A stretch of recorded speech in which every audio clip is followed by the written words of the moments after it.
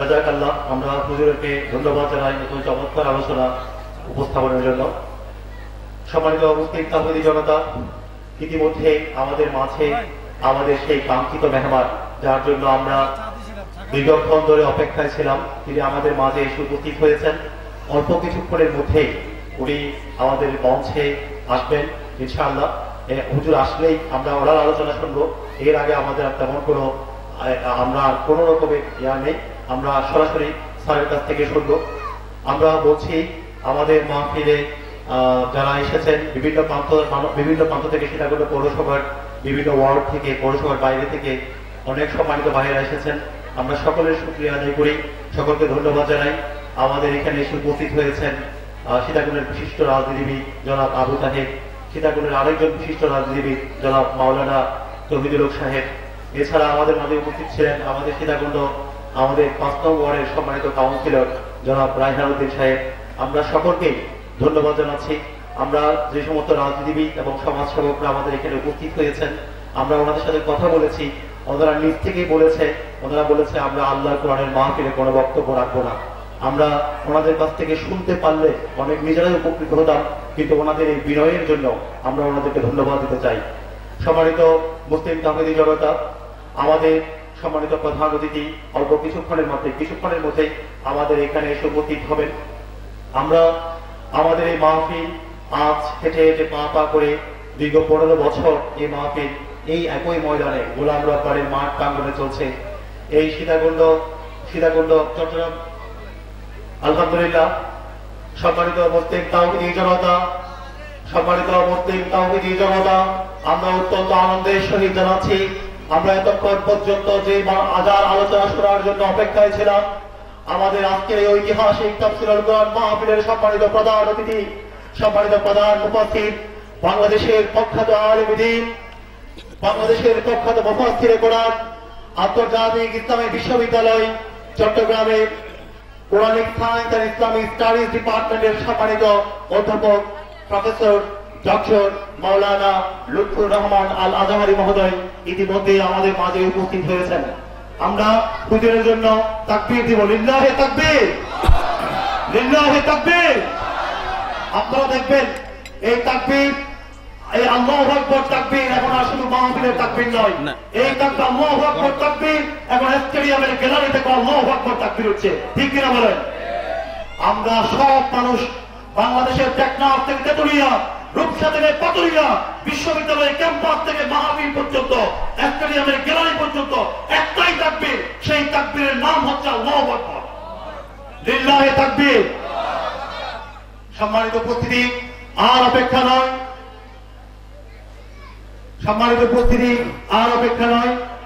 আমরা একটু অনুরোধ করব, যারা দাঁড়িয়ে আছেন মেহেরবানি করে আমাদের সম্মানিত প্রধান অতিথির সৌজন্যে আপনারা সকলেই বসে পড়ুন। জায়গা আছে অনেক, বসে পড়ুন, জায়গা হবে ইনশাআল্লাহ। সবাই বসে পড়ুন, সবাই সারিবদ্ধভাবে বসে পড়ার জন্য অনুরোধ করছি। সম্মানিত মুসলিম তাওহীদি জনতা, আমাদের সম্মানিত প্রধান অতিথি সুদূর চট্টগ্রাম থেকে আমাদের মাঝে এসে উপস্থিত হয়েছেন। আমরা আমাদের সীতাকুণ্ড পৌরসভার পক্ষ থেকে ৫ নং ওয়ার্ড তথা চৌধুরীপাড়ার এলাকাবাসীর পক্ষ থেকে আজকের এই মাহফিলের সম্মানিত প্রধান অতিথি, প্রধান মেহমানকে আন্তরিক মোবারকবাদ জানাই। সম্মানিত উপস্থিতি, সম্মানিত মুসলিম তাওহীদি জনতা, এই পর্যায়ে সরাসরি আমরা প্রধান মুফাসসিরের কাছ থেকে শুনবো। এই পর্যায়ে আজকের এই বিশাল মাহফিলে সম্মানিত প্রধান অতিথি বক্তব্য নিয়ে আসছেন বাংলাদেশের প্রখ্যাত মুফাসসিরে কোরআন, দেশ সেরা, এদেশের একজন খ্যাতিমান মুফাসসিরে কোরআন, আন্তর্জাতিক ইসলামী বিশ্ববিদ্যালয়ের সম্মানিত অধ্যাপক, Quranic science and Islamic studies ডিপার্টমেন্টের সম্মানিত প্রফেসর ডক্টর মাওলানা লুৎফুর রহমান আল আজহারি। আমি স্যারকে এই বিশাল উপস্থিতি এবং মাইকের মাধ্যমে যারা শুনতে পাচ্ছেন সকলের উদ্দেশ্যে তার মূল্যবান বক্তব্য রাখার জন্য সনিবন্ধ অনুরোধ করছি।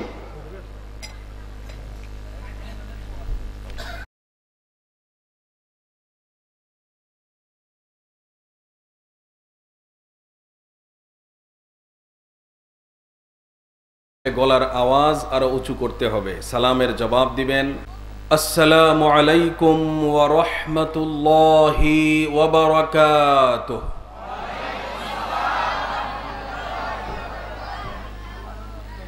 ইন্নাল হামদালিল্লাহ নাহমাদুহু ওয়া নাস্তাঈনুহু ওয়া নাস্তাগফিরুহু ওয়া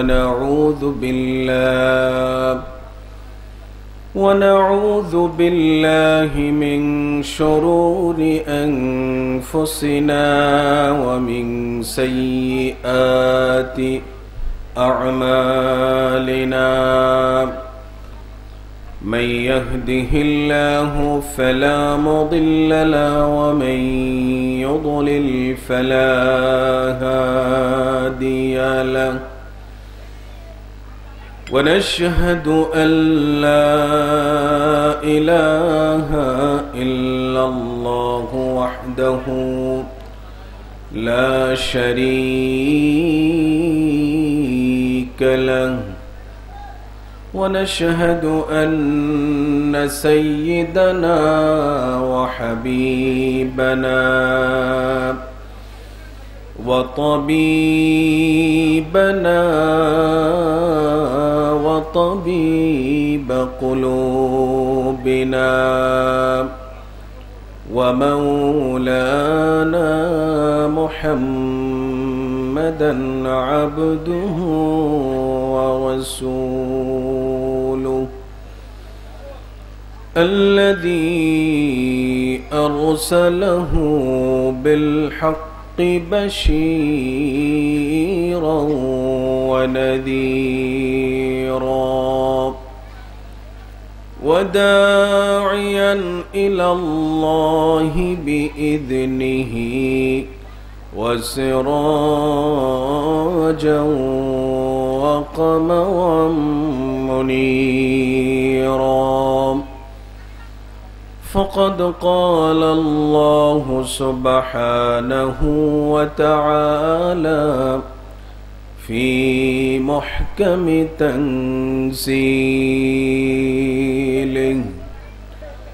إن الله يأمر بالعدل والإحسان وقال الله سبحانه وتعالى رافعا شأن حبيبه مخبرا وآمرا إن الله وملائكته يصلون على النبي يا أيها الذين آمنوا صلوا عليه وسلموا تسليما اللهم زبان ছেড়ে দিয়ে সকলেই পড়েন اللهم صل على سيدنا مولانا محمد وعلى آل سيدنا مولانا محمد होना ये फूल तो बुलबुल का तरन्नुम भी न हो चमन दहर में कलियों का तबस्सुम भी न हो अल्लाहुम्मा सल्ली अला सय्यिदिना मौलाना मुहम्मद वअला आलि सय्यिदिना जिसने रुजू किया जिसने रुजू किया ओ पा गया, अना में जो रहा ओ रह गया। बलगल उला बिकमालिही कशफत दुजा बिजमालिही, हसनत जमीउ खिसालिही, सल्लु अलैहि व आलिही सल्लल्लाहु अलैहि वसल्लम। চৌধুরীপাড়া যুব সমাজের উদ্যোগে আয়োজিত 15তম তাফসীরুল কোরআন মাহফিল, আজকের এই ঐতিহাসিক তাফসীরুল কোরআন মাহফিলের সম্মানিত সভাপতি, আজকের এই মাহফিলের বিশেষ ওয়াইজ বৃন্দ, যারা আপনাদের সামনে কোরআন এবং হাদিস থেকে আলোচনা পেশ করেছেন, মুসলিম উম্মার রাহবার, মুসলিম মিল্লাতের ভাগ্যাকাশের উজ্জ্বল নক্ষত্র মাওলানা মুহাম্মদ আনোয়ার হোসেন, আলোচনা পেশ করেছেন হাফেজ মাওলানা আব্দুল করিম, আলোচনা পেশ করেছেন হাফেজ মাওলানা হাবিবুল্লাহ প্রমুখ মুসলিম মিল্লাতের রাহবার উলামায়ে কেরাম। আল্লাহ পাক তাদের আলোচনাগুলোকে আমাদের সকলের হেদায়েতের জরিয়া হিসাবে আল্লাহ তাআলা কবুল ও মঞ্জুর করে নিন। সকলেই বলি আমিন।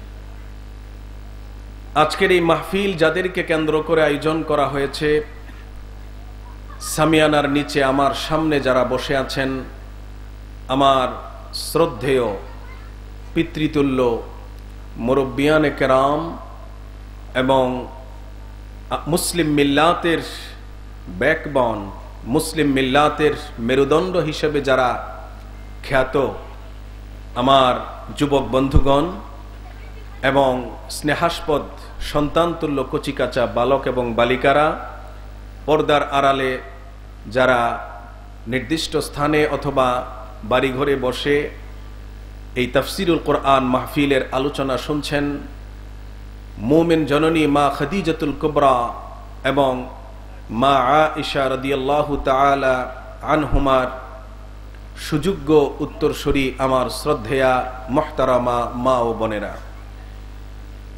মঞ্চে উপবিষ্ট আছেন অত্র এলাকার সম্মানিত ব্যক্তিবর্গ, উলামায়ে কেরাম, উপস্থিত হয়েছেন বিভিন্ন মসজিদ থেকে খুতাবায়ে ইজাম, আইম্মায়ে কেরাম, বিভিন্ন শিক্ষা প্রতিষ্ঠান থেকে এসেছেন জাতি গড়ার কারিগর, শিক্ষক বৃন্দ এবং সর্বস্তরের আমার প্রিয় মুসল্লি ভাইয়েরা, ইমানদার ও দিনদার ভাইয়েরা, আমি আবারও আপনাদেরকে সালাম দিচ্ছি। সালাম দিলেও সওয়াব, সালামের উত্তর দিলেও সওয়াব।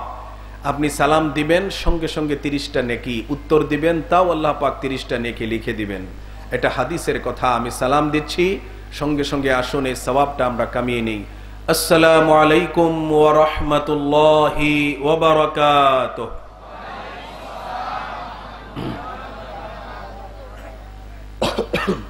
আপনাদের এই গ্রামের নাম কি? চৌধুরীপাড়া। চৌধুরীপাড়া এবং আশপাশের এলাকা থেকে আগত আমার ইসলাম প্রিয় দিনদার ইমানদার বীর চট্টলার তাওহিদি জনতা, আপনারা কেমন আছেন? একটু জোরে বলা যাবে আপনারা কেমন আছেন? আলহামদুলিল্লাহ। আজকে আমরা যে মৌসুমে এখানে উপস্থিত হয়েছি, শীতের মৌসুম, কিন্তু শীতের তীব্রতা নেই, যে কারণে আজকের মাহফিল অত্যন্ত উপভোগ্য এবং অত্যন্ত সুন্দর একটি পরিবেশে, বেহেশতের বাগান তুল্য এই পরিবেশে এই মাহফিল অনুষ্ঠিত হতে যাচ্ছে। ঠিক কিনা ভাই? মাহফিল তখনই কামিয়াব হবে যদি আমরা মনোযোগ দিয়ে এই মাহফিলে যা আলোচনা হয় তা যদি আমরা শুনি। আর যদি আমরা উঠা বসা করি, আমাদের মনোযোগ যদি না থাকে, তাহলে মাহফিল সাকসেসফুল হবে না। এজন্য আপনাদের দৃষ্টি আকর্ষণ করব, যারা আমার সামনে আছেন, যারা ডানে আছেন, বামে আছেন, আমি সকলকে অনুরোধ জানাবো যে আমরা যেন অত্যন্ত মনোযোগ দিয়ে কিছু কথা আপনাদের সামনে পেশ করব, এই কথাগুলো যেন আমরা সকলেই শুনতে পাই। বলি ইনশাআল্লাহ, আবারও বলি ইনশাআল্লাহ। সুপ্রিয় উপস্থিতি, আমি এখানে আসার আগে আমাকে একটু দিক নির্দেশনা দেওয়া হয়েছে। বলা হয়েছে যে আমরা যেন আলোচনার মাধ্যমে বিশ্বনবীর মাক্কি জীবনটাকে যেন আমরা কিছুটা হলেও টাচ করি। আসলে মাক্কি জীবন, রাসূলের মাক্কি জীবন, এটা বিশাল 13 বছরের একটি জীবন। মানে ওহী পাওয়ার পর তিনি 13 বছর মক্কার জীবনে ছিলেন। এটা 1 ঘন্টা বা 1.5 ঘন্টার আলোচনায় 13 বছরের জীবন বর্ণনা করা কি সম্ভব? সম্ভব নয়। তাছাড়াও আমরা আজকে বর্তমান প্রেক্ষাপটে আমাদের যে জিনিসটা সবচেয়ে বেশি দরকার জানা, আমরা সে বিষয়টা নিয়েও আজকে আমরা আলোচনা করব। তবে মাক্কি জীবন নিয়েও কিছু কথা আমরা বলবো ইনশাআল্লাহ। সুপ্রিয় উপস্থিতি, আল্লাহ রাব্বুল আলামিন তিনি আমাদেরকে যে নবীর উম্মত বানিয়েছেন, সেই নবীর উম্মত হওয়ার জন্যে আমরা কেউ চৌধুরীপাড়া বা এই সীতাকুণ্ড এলাকা থেকে আমরা কেউ কি আল্লাহ তাআলার কাছে দরখাস্ত করেছিলাম? অ্যাপ্লিকেশন করেছিলাম? করি নাই। আল্লাহ রাব্বুল আলামিন তিনি দয়া করে, মায়া করে, পছন্দ করে, নির্বাচন করে আল্লাহ তাআলা আমাদেরকে এমন একজন নবীর উম্মত হওয়ার সৌভাগ্য দান করেছেন, যে নবীর উম্মত হওয়ার জন্য অতীতের অনেক উম্মতরা আকাঙ্ক্ষা প্রকাশ করেছে, এমনকি কোন নবীও আকাঙ্ক্ষা প্রকাশ করেছে। সুবহানাল্লাহ। এমন একজন নবী আমরা পেয়েছি যে নবী সম্পর্কে মুসলমানরা তো প্রশংসায় পঞ্চমুখর, কিন্তু এই নবী সম্পর্কে অমুসলিম যাদের মধ্যে ইনসাফ আছে, যারা সত্যকে সত্য বলতে ভয় করে না, এমন ইনসাফওয়ালা কিছু অমুসলিমও আমাদের নবীর ব্যাপারে সত্য কথা বলেছেন, আমাদের নবীর গুণগান করেছেন। এমনি একজন অমুসলিমের কথা আমরা শুনতে পারি, যার নাম হচ্ছে স্যার উইলিয়াম মুর। আমরা তার কথাটা শুনি যে একজন খ্রিস্টান, তিনি আমাদের নবী সম্পর্কে কি বলেছেন। উইলিয়াম মুর বলছেন, মানে আমাদের প্রফেট মুহাম্মদ সাল্লাল্লাহু আলাইহি ওয়াসাল্লাম, he was the mastermind not only of his own age but all of ages। অর্থাৎ তিনি বলছেন যে বিশ্বনবী মুহাম্মদুর রাসূলুল্লাহ সাল্লাল্লাহু আলাইহি ওয়াসাল্লাম যে যুগে তিনি জন্মগ্রহণ করেছিলেন, তিনি শুধু সেই যুগেই তিনি সর্বশ্রেষ্ঠ মনীষী ও চিন্তানায়ক ছিলেন, বিষয়টা কিন্তু তেমন নয়। বরং তিনি সকল যুগেই, কিয়ামত পর্যন্ত তিনি সকল যুগেই একজন শ্রেষ্ঠ মানুষ হিসেবে তিনি বিবেচিত হবেন। এটা কোরআনের কথা নয়, হাদিসের কথা নয়, একজন অমুসলিম পণ্ডিতের কথা, যার নাম হচ্ছে স্যার উইলিয়াম মুর। আমরা যদি বিশ্বনবী মুহাম্মদুর রাসূলুল্লাহ সাল্লাল্লাহু আলাইহি ওয়াসাল্লাম, মুখ বন্ধ রাখলে চলবে না, সকলেই বলেন সাল্লাল্লাহু আলাইহি ওয়াসাল্লাম, কারণ নবীর নাম আসবে, তার প্রসঙ্গ আসবে, আর আমরা মুখ বন্ধ রাখবো, সরাসরি গজব পড়বে আল্লাহর পক্ষ থেকে। এটা হাদিসের কথা। সুতরাং আমরা বিশ্ব নবীর প্রসঙ্গ আসলে কেউ মুখ বন্ধ রাখবো না, আমরা একবার চিৎকার দিয়ে বলি সাল্লাল্লাহু আলাইহি ওয়াসাল্লাম। তো তিনি যে সর্বকালের সর্বযুগের একজন শ্রেষ্ঠ মহামানব, মানবতার বন্ধু,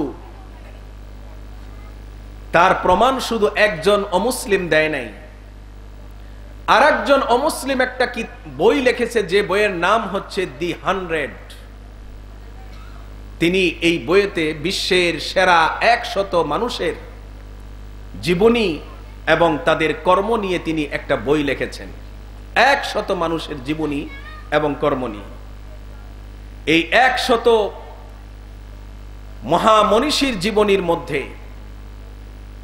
তিনি 1 নম্বরে যার নাম সেই বইয়ে তিনি লিখেছেন, তিনি খ্রিস্টানদের নবী মূসা আলাইহিস সালাতু ওয়াস সালাম নন, ইহুদিদের নবী মূসা আলাইহিস সালাতু ওয়াস সালাম নন, খ্রিস্টানদের নবী ঈসা আলাইহিস সালাতু ওয়াস সালাম নন, বরং আমাদের নবী বিশ্ব নবী মুহাম্মদুর রাসূলুল্লাহ সাল্লাল্লাহু আলাইহি ওয়াসাল্লাম, তাকে স্থান করে দেওয়া হয়েছে।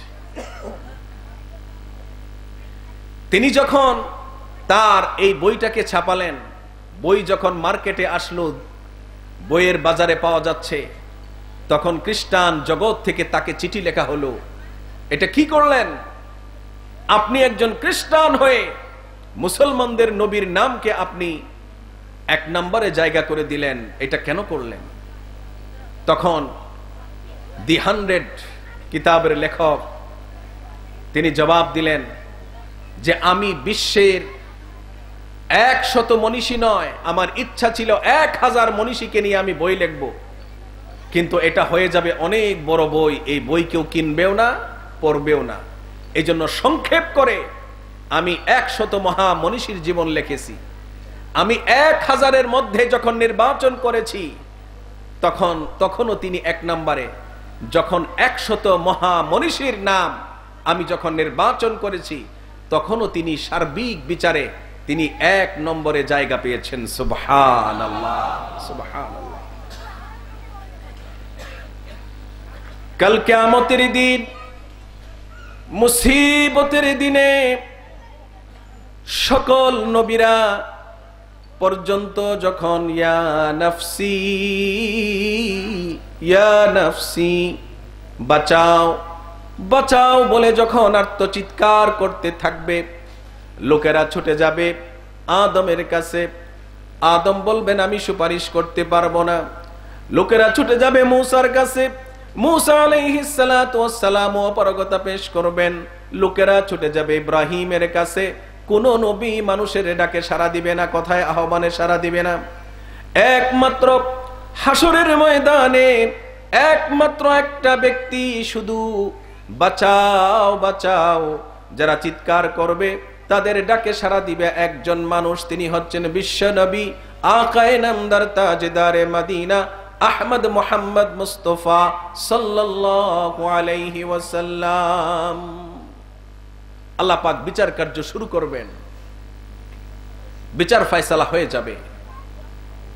নবীরা সর্বপ্রথম বেহেশতে যাবে। আল্লাহ পাক তাদেরকে বলবেন তোমরা বেহেশতে যাও। নবীরা তারা দৌড়তে শুরু করবে বেহেশতের দিকে। গিয়ে দেখবে বেহেশতের গেটে তালা লাগানো।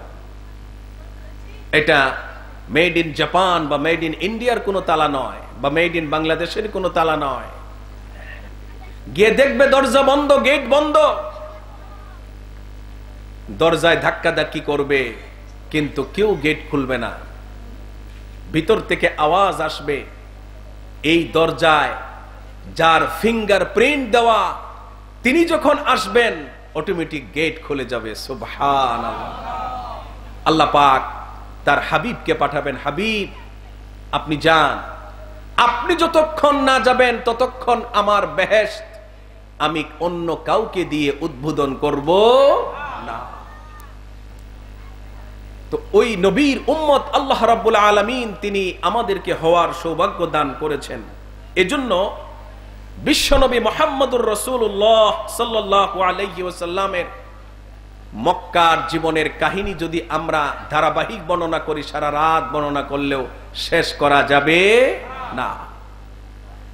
সংক্ষেপে বিশ্বনবী যখন তিনি দাওয়াতি কাজ শুরু করেন, ইসলামের প্রতি যখন মানুষকে তিনি আহ্বান জানাতে শুরু করলেন, তখন সেই মক্কার পরিবেশটা কেমন ছিল, কেমন ছিল সেখানের সামাজিক অবস্থা, কেমন ছিল ধর্মীয় অবস্থা, কেমন ছিল রাজনৈতিক অবস্থা, কেমন ছিল মানুষের পারিবারিক জীবন, সব বর্ণনা করে শেষ করা যাবে না। শুধু একটা উদাহরণ দেই, কত শোচনীয় পর্যায়ে পৌঁছে গিয়েছিল মানুষের জীবন, এবং মানুষের সামাজিক জীবন ছিল কত অধপতনের অতল গহ্বরে নিমজ্জিত।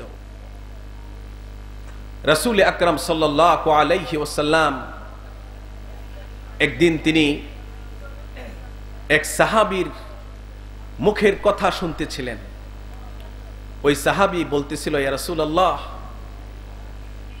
আমরা তো আপনার আগমনের আগে আমরা কেমন ছিলাম আপনি জানেন, তারপরেও বলছি ইয়া রাসূলুল্লাহ, আমি নিজেকে বড় অপরাধী মনে করছি, আল্লাহ কি আমাকে মাফ করবেন কিনা? আল্লাহর নবী তাকে আশ্বস্ত করে বললেন যে আল্লাহ পাক মাফ করার জন্যই তো তিনি গফফার নাম ধারণ করেছেন, তিনি গফুর নাম ধারণ করেছেন। বলো তোমার কি সমস্যা, তুমি কেন কাঁদছো? ওই সাহাবী বললেন, ইয়া রাসূলুল্লাহ, কি ইয়া হাবিবাল্লাহ, আমরা তো এমন অধপতনের অতল গহ্বরে নিমজ্জিত ছিলাম, আল্লাহ রাব্বুল আলামিন আপনার মাধ্যমে আমাদেরকে হেদায়েতের আলোতে তিনি নিয়ে এসেছেন, এখন আমরা আলোকিত। নবী গো, আমরা তো জীবন্ত কন্যাকে আমরা হত্যা করতাম, জীবন্ত কন্যাকে আমরা জীবিত অবস্থায় আমরা কবর দিয়ে দিতাম, মাটিতে পুঁতে ফেলতাম। ইয়া রাসূলুল্লাহ, একটা ঘটনা, আমি বাণিজ্যিক সফরে বাড়ির বাহিরে ছিলাম, আমি কয়েক বছর পর এসে দেখি আমার ঘরে ফুটফুটে একটি কন্যা সন্তান, যার বয়স 5 বা 6 বছর, সুন্দর করে কথা বলে, এমন সুন্দর কন্যা যার চেহারার দিকে তাকালে মায়া লাগে। আমি আমার স্ত্রীকে জিজ্ঞেস করলাম, এই সন্তানটা কার?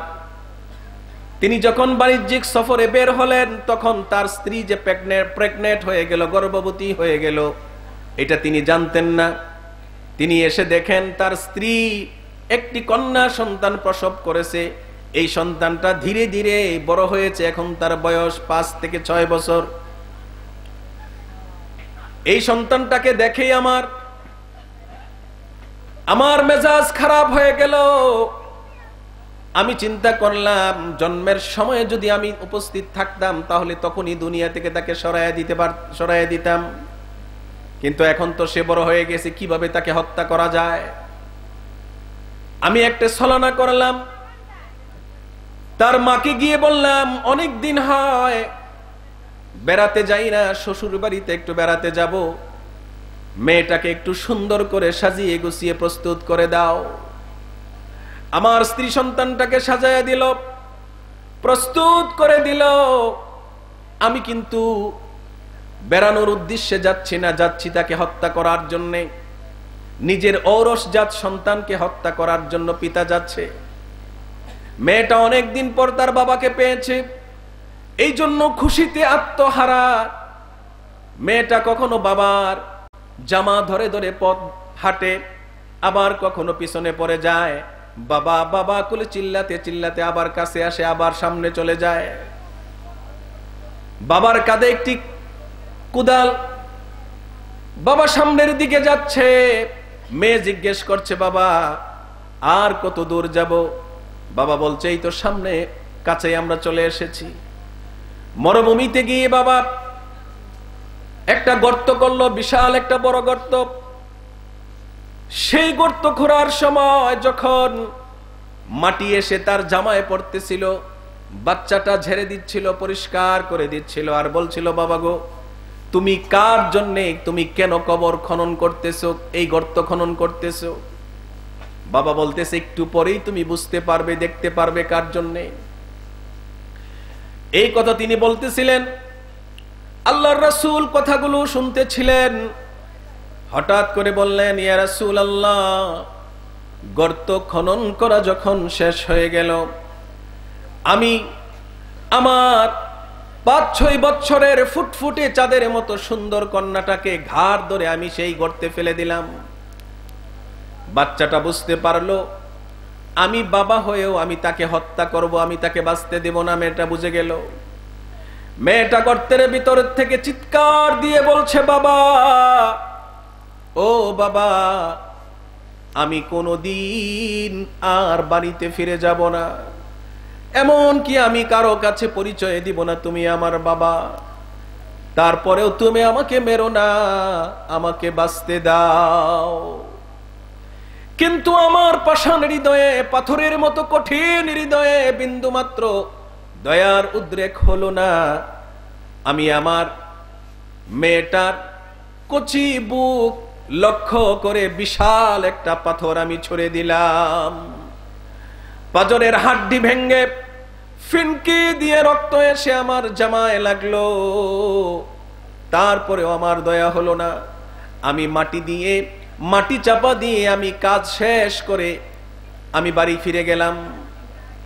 প্রিয় ভাইয়ারা আমার, বিশ্বনবী মুহাম্মদুর রাসূলুল্লাহ সাল্লাল্লাহু আলাইহি ওয়াসাল্লাম তিনি এই কথা তার মুখ থেকে শুনতেছিলেন। আর তার দয়ার সাগর তিনি, মায়ার সাগর তিনি, তার চোখ থেকে টপ টপ করে অশ্রু পড়তেছিল, দাড়ি ভিজে গিয়েছিল, এমনকি বুকটা পর্যন্ত ভিজে গিয়েছিল। আল্লাহর নবী এতটাই কান্না করতেছিলেন। ওই লোকটাকে, ওই সাহাবীকে তিনি বললেন, মানুষ এত নিষ্ঠুর হতে পারে ইতিপূর্বে আমি আর কখনো শুনি নাই। ওই অবস্থা ছিল, আরবের সামাজিক অবস্থা ছিল এমন। ওই অবস্থায় আল্লাহর নবী তিনি দাওয়াত শুরু করলেন এবং নারীকে তিনি অমর্যাদার গর্ত থেকে তিনি হাত ধরে উঠিয়ে রানীর আসনে তাকে বসিয়ে দিলেন। সুবহানাল্লাহ। মায়ের পায়ের নিচে সন্তানের জান্নাত। ইতিপূর্বে কোন ব্যক্তি এই কথা বলে নাই। মায়ের খেদমত করবা, মায়ের খেদমত করবা, মায়ের খেদমত করবা। তিনবার আল্লাহর নবী এক সাহাবীর প্রশ্নের উত্তরে জবাব দিলেন, নবী গো, আমি খেদমত করব কার? আমার সবচেয়ে বেশি খেদমত পাওয়ার উপযুক্ত কে? আল্লাহর নবী প্রথমবার প্রশ্নের উত্তরে বললেন, তোমার মা। দ্বিতীয়বার প্রশ্ন করা হলো, নবী গো, এরপরে আমার সবচেয়ে বেশি খেদমত পাওয়ার উপযুক্ত কে? আল্লাহর নবী বললেন, তোমার মা। ওই ব্যক্তি চিন্তা করলেন, দুইবার যখন মায়ের কথা বলেছেন, তৃতীয়বার হয়তো অন্যজনের কথা বলবেন। তখন তিনি আবার প্রশ্ন করলেন, ইয়া রাসূলুল্লাহ, এরপরে আমার সবচেয়ে বড় বেশি খেদমত পাওয়ার উপযুক্ত কে? তৃতীয়বার আল্লাহর নবী বললেন, তোমার মা। কে? তোমার মা। প্রিয় ভাইয়েরা আমার, হাদিস শরীফে মায়ের কথা 3 বার আসছে। চতুর্থবার যখন ওই সাহাবী প্রশ্ন করলেন, এ রাসূলুল্লাহ, বুঝলাম 3বার মায়ের কথা বলেছেন, এরপরে আমার সবচেয়ে বেশি খেদমত পাওয়ার উপযুক্ত কে? আল্লাহর নবী বললেন, এরপরে খেদমত পাওয়ার উপযুক্ত তোমার বাবা। আজকে মা বাবার প্রসঙ্গে ওয়াজ করা আমার বিষয় নয়। একটা বিষয়কে বোঝানোর জন্য আমি আপনাদেরকে প্রসঙ্গটা টানলাম।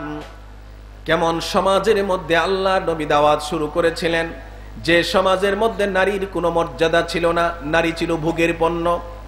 সেই সমাজে আল্লাহর নবী নারীকে এনে নারীর আসনে, রানীর আসনে তিনি বসায়া দিলেন। সম্মানের সর্বোচ্চ শিখরে মাকে স্থান দিলেন। কথা ঠিক কিনা? মুহতারাম হাদিরিন, এই যে বিশ্বনবী দাওয়াত শুরু করেছেন, আপনি কি মনে করেন এই দাওয়াত দেওয়ার সাথে সাথে মক্কার কুরাইশেরা, অন্যান্য গোত্রের মানুষেরা তাকে ফুল বিছিয়ে দিয়েছে? কি বলেন? ফুল বিছিয়ে দিয়েছে, বলেছে ওয়েলকাম? না, বরং এই দাওয়াত শুরু হওয়ার সাথে সাথে তার বিরোধিতা শুরু হয়ে গিয়েছে। কেউ কেউ নবীকে গালি দিয়েছে, পাগল বলে, জাদুকর বলে, গণক বলে নবীকে গালি দিয়েছে। তারপরেও নবী যখন দাওয়াত ছাড়েন না, তার গায়ে তারা হাত তুলেছে। এই নবীকে তারা প্রাণে মারার জন্য সর্বশেষ তারা সিদ্ধান্ত পর্যন্ত নিয়ে নিয়েছে। নবী করিম সাল্লাল্লাহু আলাইহি ওয়াসাল্লাম ইসলামের দাওয়াত দিচ্ছেন, আর এই দাওয়াত আরবের কাফের মুশরিক বেঈমানেরা যেমন সহজভাবে মেনে নেয় নাই, অনুরূপভাবে বিশ্বের তৃতীয় বৃহত্তম মুসলিম অধ্যুষিত দেশ বাংলাদেশ, এই বাংলাদেশে বিগত ৩-৪ বছর বা ৫ বছরে আপনারা দেখেছেন এদেশে অনেক তাফসিরুল কোরআন মাহফিলের উপরে মুসলমান নামধারী এক শ্রেণীর মুনাফিক ১৪৪ ধারা জারি করে এই বাংলাদেশের ইমানদার মানুষদেরকে কোরআনের কথা শুনতে বাধা দিয়েছে। কথা ঠিক কিনা? এই বাধা আগেও ছিল, এখনো আছে। আমরা দেখেছি বক্তার সামনে থেকে মাইক কেড়ে নেওয়া হয়েছে। আমরা দেখেছি বক্তাকে স্টেজ থেকে নামিয়ে দেওয়া হয়েছে। আমরা দেখেছি তথাকথিত সেই নিষিদ্ধ দলের কিছু হুমরা সুমরা তারা স্টেজে দাঁড়িয়ে বক্তাকে অকথ্য ভাষায় গালিগালাজ করেছে। ঠিক কিনা ভাইরা? এইভাবেই বাধার সৃষ্টি করা হয়েছে, আগেও বাধার সৃষ্টি করা হচ্ছে এখনো। কথা ঠিক কিনা? আমরা আল্লাহ পাকের কাছে বিজয়ের এই মাসে অন্তরের অন্তঃস্থল থেকে আমরা আল্লাহ পাকের শুকরিয়া জ্ঞাপন করি। সকলে অন্তর থেকে বলি আলহামদুলিল্লাহ। গত ৫ই আগস্ট ছাত্র জনতার সম্মিলিত বিপ্লবের মাধ্যমে এদেশ নতুন করে স্বাধীনতা লাভ করেছে। কথা ঠিক কিনা? ১৯৪৭ সনে আমরা সাম্রাজ্যবাদী ভারতের থাবা থেকে আমরা মুক্ত হয়েছি। পাকিস্তানের সাথে আমরা ছিলাম পূর্ব পাকিস্তান। এরপর ১৯৭১ সনে আমরা ভূখণ্ডের স্বাধীনতা পেয়েছি। আমরা ভারতের আধিপত্যবাদ থেকে এবং তাদের দাদাগিরি থেকে আমরা মুক্তি পাই নাই। কথা ঠিক কিনা? এবার আমরা তাদের আধিপত্যবাদ থেকে মুক্ত হয়েছি, বলেন আলহামদুলিল্লাহ। তবে ষড়যন্ত্র এখনো থেমে নাই, একের পর এক ষড়যন্ত্র চলছে। ঠিক কিনা? গত ১৯শে ডিসেম্বর বাংলাদেশের একটি ঐতিহ্য, সারা বিশ্বের বুকে বাংলাদেশের একটা পরিচয় ধর্মীয় অঙ্গনে। বাংলাদেশ কি দেশ? এটা শুধু বন্যা, খরা ইত্যাদির দেশ নয়। বাংলাদেশ হচ্ছে বিশ্ব ইস্তেমার দেশ। ঠিক কিনা? এই পরিচয় আমরা বিদেশে গিয়ে দেখেছি, মানুষ এই পরিচয়ে বাংলাদেশকে চিনে। দারিদ্রপৃষ্ট একটি দেশ হিসেবে বিশ্ব মানচিত্রে এর পরিচয় আছে। আবার বিশ্ব ইস্তেমা, হজের পরেই যে ইস্তেমায় সবচেয়ে বেশি মানুষের সমাগম হয়, মানুষের উপস্থিতির দিকে লক্ষ্য করে, অন্যদিকে নয়। হজ আর ইস্তেমা এক জিনিস নয়। সেই ইস্তেমার মাঠে তাবলীগের ২ জামাতের মধ্যে সংঘর্ষ হয়েছে। বলতে গেলে একটা গ্রুপ আর একটা গ্রুপের উপরে সন্ত্রাসী কায়দায় তারা আক্রমণ করেছে। এটা আপনারা দেখেছেন, শুনেছেন। সেই আক্রমণে সেখানে ৩ থেকে ৪ জন মানুষ নিহত হয়েছে। সুপ্রিয় উপস্থিতি, তাবলীগ জামাত ইসলামের পরিচয় বহনকারী একটি জামাত। এই জামাত বিশ্বের আনাচে কানাচে ইসলামের সাদামাটা দাওয়াত নিয়ে গিয়েছে। আমরা এই জন্য তাবলীগ জামাতকে অপছন্দ করি না। কিন্তু তাবলীগ জামাতের ভাইদের মধ্যে একটা বড় ধরনের ত্রুটি আছে, যেটা আমাদেরকে বলতেই হবে। মন খারাপ করবেন? এটা আত্মসমালোচনা, এটা বলতেই হবে। তাবলীগ জামাত এতদিন পর্যন্ত মানুষকে শুধু ভালো কাজের অনুরোধ জানিয়ে এসেছে। ভালো কাজের দিকে মানুষকে আহ্বান করেছে। কিন্তু আল্লাহ রাব্বুল আলামিন তিনি কোরআনের মাধ্যমে আমাদেরকে দায়িত্ব দিয়েছেন 2 দফা, কিন্তু আমরা প্রথম দফার কাজে আমরা সন্তুষ্ট, দ্বিতীয় দফায় আমরা যেতে চাই না। সেটা কি? আল্লাহ রাব্বুল আলামিন সূরা আলে ইমরানে বলেন, কুনতুম খায়রা উম্মাতিন উখরিজাত লিন-নাস তা'মুরুনা বিল মা'রুফি ওয়া তানহাউনা আনিল মুনকার ওয়া তু'মিনুনা বিল্লাহ। আল্লাহ রাব্বুল আলামিন বলেন, কুনতুম খায়রা উম্মাহ, হে মুসলিম উম্মাহ। এই বাচ্চারা যারা কথা বলবে আপনারা তাদেরকে পাঠিয়ে দিবেন। এই বাচ্চাদের এখন ওয়াজ শোনার সময় হয় নাই। এখন ওয়াজ শুনবে যুবকরা, বৃদ্ধরা, এরা ওয়াজ শুনবে। টিন এইজের বাচ্চারা ওয়াজ শুনবে। যারা এর চেয়ে নিচে আছে 5-6 বছরের, এদেরকে বাড়িতে পাঠিয়ে দেন। প্রিয় ভাইয়েরা আমার, বলতেছিলাম আল্লাহ রাব্বুল আলামিন কোরআনে কারীমে আমাদেরকে শ্রেষ্ঠত্বের সার্টিফিকেট দিয়েছেন। আল্লাহ রাব্বুল আলামিন বলছেন, তোমরা উম্মতে মুহাম্মাদিরা, আমাদের পরিচয় কি? উম্মতে, স্টেজের দিকে তাকান, আমাদের পরিচয় কি? উম্মতে মুহাম্মাদি। আমরা বিশ্বনবী মুহাম্মদ সাল্লাল্লাহু আলাইহি ওয়াসাল্লামের উম্মত। আপনারা যদি একটু আমার সাথে কথা না বলেন, আমি ওয়াজ করে মজা পাবো না। একটু কথায় সায় দিবেন। আমরা কার উম্মত? কয় আল্লাহ। ওয়াজের মধ্যে নাই। আমরা কার উম্মত? বিশ্বনবী মুহাম্মদুর রাসূলুল্লাহ সাল্লাল্লাহু আলাইহি ওয়াসাল্লামের উম্মত। তো আল্লাহ রাব্বুল আলামিন কোরআনের মাধ্যমে আমাদেরকে সার্টিফিকেট দিয়েছেন, আমরা শ্রেষ্ঠ জাতি। এই শ্রেষ্ঠ জাতির সার্টিফিকেট আরেকটা জাতিকে আল্লাহ তাআলা দিয়েছিলেন, বনি ইসরাইলকে, কিন্তু তারা শ্রেষ্ঠত্বের শর্ত পূরণ করতে পারে নাই। আল্লাহ তাআলা সেই দাবি এবং সেই শ্রেষ্ঠত্বের দাবি আমরা যেন পূরণ করতে পারি, আল্লাহ পাক কোরআনের মাধ্যমে তিনি আমাদেরকে শ্রেষ্ঠত্বের সার্টিফিকেট দিয়েছেন। এটা নিউ ইয়র্ক থেকে আসে নাই, এটা ফ্রান্স থেকে আসে নাই, এটা ইতালি থেকে আসে নাই।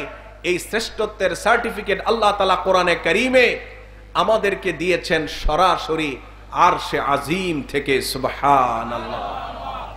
আল্লাহ বলছেন, তোমরা শ্রেষ্ঠ জাতি, তোমাদের কাজ হলো 3 দফা। কয় দফা? 3 দফা তোমাদের কাজ। আল্লাহ পাক বলছেন, তোমাদেরকে মানবতার কল্যাণে সৃষ্টি করা হয়েছে। মানুষের কল্যাণ কামনা এটা তোমাদের দায়িত্ব, মানুষের উপকার করা এটা তোমাদের দায়িত্ব। উখরিজাত লিন-নাস, তোমরা শ্রেষ্ঠত্বের এই সার্টিফিকেট তোমাদের কাছে থাকবে যদি তোমরা 3টা শর্ত পূরণ করো। নাম্বার 1, তা'মুরুনা বিল মা'রুফি ওয়া তানহাউনা আনিল মুনকার, তোমরা মানুষকে সৎ কাজের আদেশ করবে এবং অসৎ কাজ থেকে মানুষকে বারণ করবে। এই যে সৎ কাজের আদেশ এবং অসৎ কাজ থেকে বারণ, এই দুইটা রেল লাইনের 2টা লাইনের মতো। এক লাইন দিয়া কোনোদিন রেলগাড়ি চলবে? কথা কয় না, চলবে? সাইকেলের চাকা কয়টা? কথা জোরে বলেন, কয়টা? 2টা। 2টা চাকা ছাড়া যেমন সাইকেল চলে না, 2টা লোহার লাইন ছাড়া যেমন ট্রেন চলে না, অনুরূপ ভাবে সমাজের মধ্যে আপনি যদি মানুষকে শুধু ন্যাক কাজের আদেশ করেন, অনুরোধ করেন, এর মাধ্যমেও সমাজ সুশৃঙ্খল এবং ভালো থাকবে না। কথা ঠিক কিনা?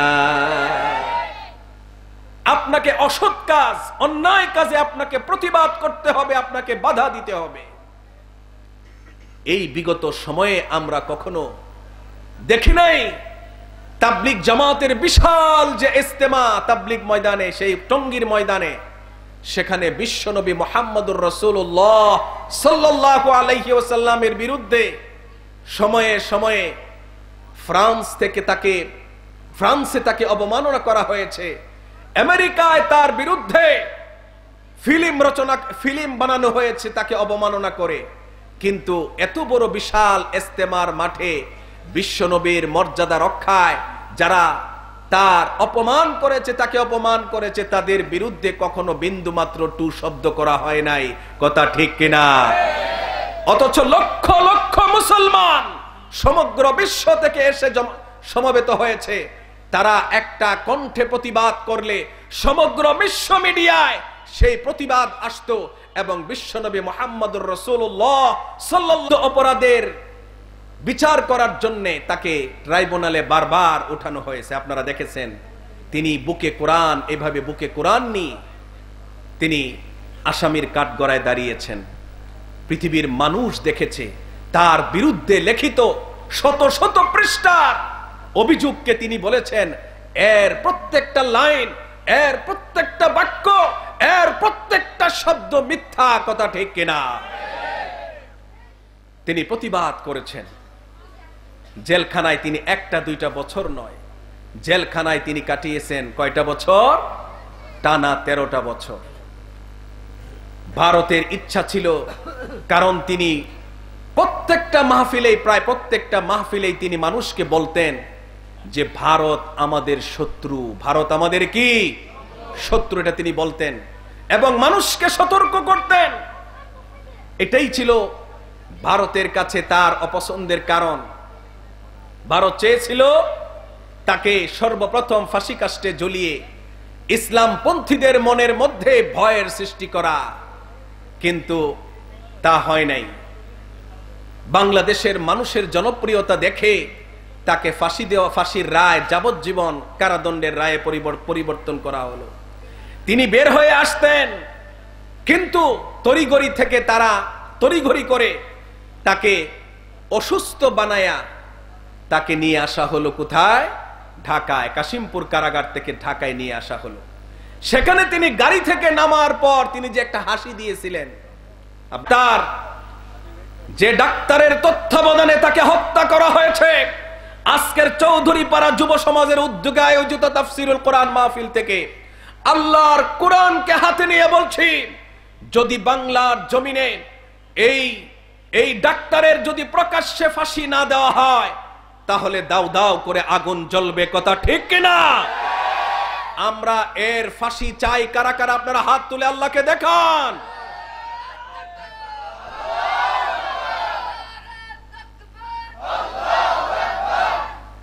সুপ্রিয় উপস্থিতি, তিনি দুনিয়া থেকে চলে গিয়েছেন শাহাদতের মর্যাদা নিয়ে। মানুষটা মারা গিয়েছে, কিন্তু মৃত লাশটাকে নিয়ে পর্যন্ত তারা রাজনীতি করেছে। ঢাকার বুকে বারবার অনুরোধ করার পরেও একটা জানাজা করার সুযোগ দেওয়া হয় নাই। তোমার মৃত একটা লাশের প্রতি তোমাদের এত ভয় ছিল, এটা আসলে আমরা জানতাম না। মানুষ জীবিত থাকলেও তোমরা ভয় করেছো, মৃত অবস্থায় তোমরা ভয় করেছো। তুমি একটা মানুষের কয়েক মিনিটের প্রয়োজন ছিল একটা জানাজার জন্য, খুব বেশি সময়ের প্রয়োজন ছিল না, তুমি সেই সময়টা দেও নাই।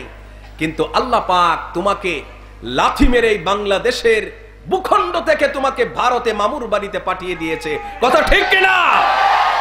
তুমি চেয়েছিলে একটা ভিডিও রেকর্ড করার জন্য, আর চেয়েছিলে একটু সময় ক্ষেপণ করার জন্য, একটু প্রস্তুত হয়ে নেওয়ার জন্য, কিন্তু তোমাকে সময় দেওয়া হয়েছে মাত্র 45 মিনিট, 45 মিনিটস। কথা ঠিক কিনা? এরকমটাই হয়। আরবিতে বলে কামা তাদিন তুদান, তুমি যেরকম করবে তোমার সাথেও সেরকম করা হবে। কোরআনের পাখি আল্লামা সাঈদী এদেশকে ভালোবাসতেন, এদেশের মানুষকে ভালোবাসতেন, এদেশের মানুষ তাকে ভালোবাসতো।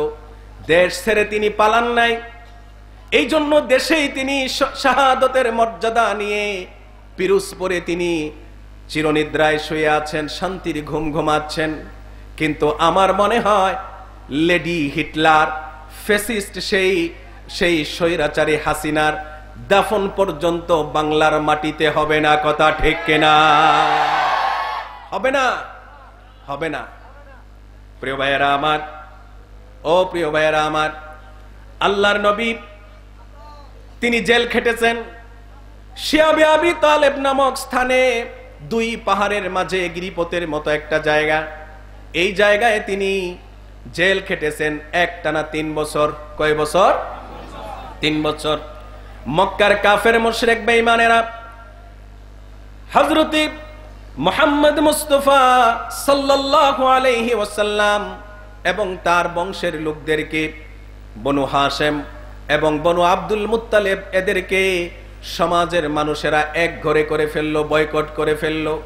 তাদের সাথে কোনো লেনদেন নাই, তাদের সাথে কোনো ব্যবসা বাণিজ্য হবে না, তাদের সাথে কোনো বিয়ে শাদী হবে না, সমস্ত সম্পর্ক তারা ছিন্ন করলো। আর এই চিহ্ন করে তারা একটানা 3 বছর সেখানে তাদেরকে বন্দী করে রাখলো। কেমন কষ্ট করেছেন, অনেক বড় কাহিনী। শুধু এতটুকু শোনেন, ওই বন্দী জীবনে আল্লাহর নবী এবং তার সাহাবীরা খানার অভাবে, খাবারের অভাবে তারা গাছের পাতা চিবিয়ে চিবিয়ে খেয়েছেন। ওই সময় মা ফাতেমা রাদিয়াল্লাহু তাআলা আনহা, একজন দুধের শিশু, রাসূল করিম সাল্লাল্লাহু আলাইহি ওয়াসাল্লামের প্রাণের বিবি খাদিজাতুল কুবরা রাদিয়াল্লাহু তাআলা আনহার বুক শুকিয়ে গেছে, বুকে দুধ নাই। উটের শুকনা চামড়া পানিতে ভিজায়া ভিজায়া মা ফাতেমার মুখে দেওয়া হয়েছে তার প্রাণটা বাঁচিয়ে রাখার জন্যে। এত কষ্ট সেখানে নবী এবং তার সাহাবীরা করেছেন দ্বীনকে প্রচারের জন্যে। নবী করিম সাল্লাল্লাহু আলাইহি ওয়াসাল্লামের মক্কার 13টা বৎসর জীবন অত্যাচার এবং নির্যাতনের কাহিনীতে ভরা, কথা ঠিক কিনা? রাসূল নিজে নির্যাতিত হয়েছেন, সাহাবীরা নির্যাতিত হয়েছেন।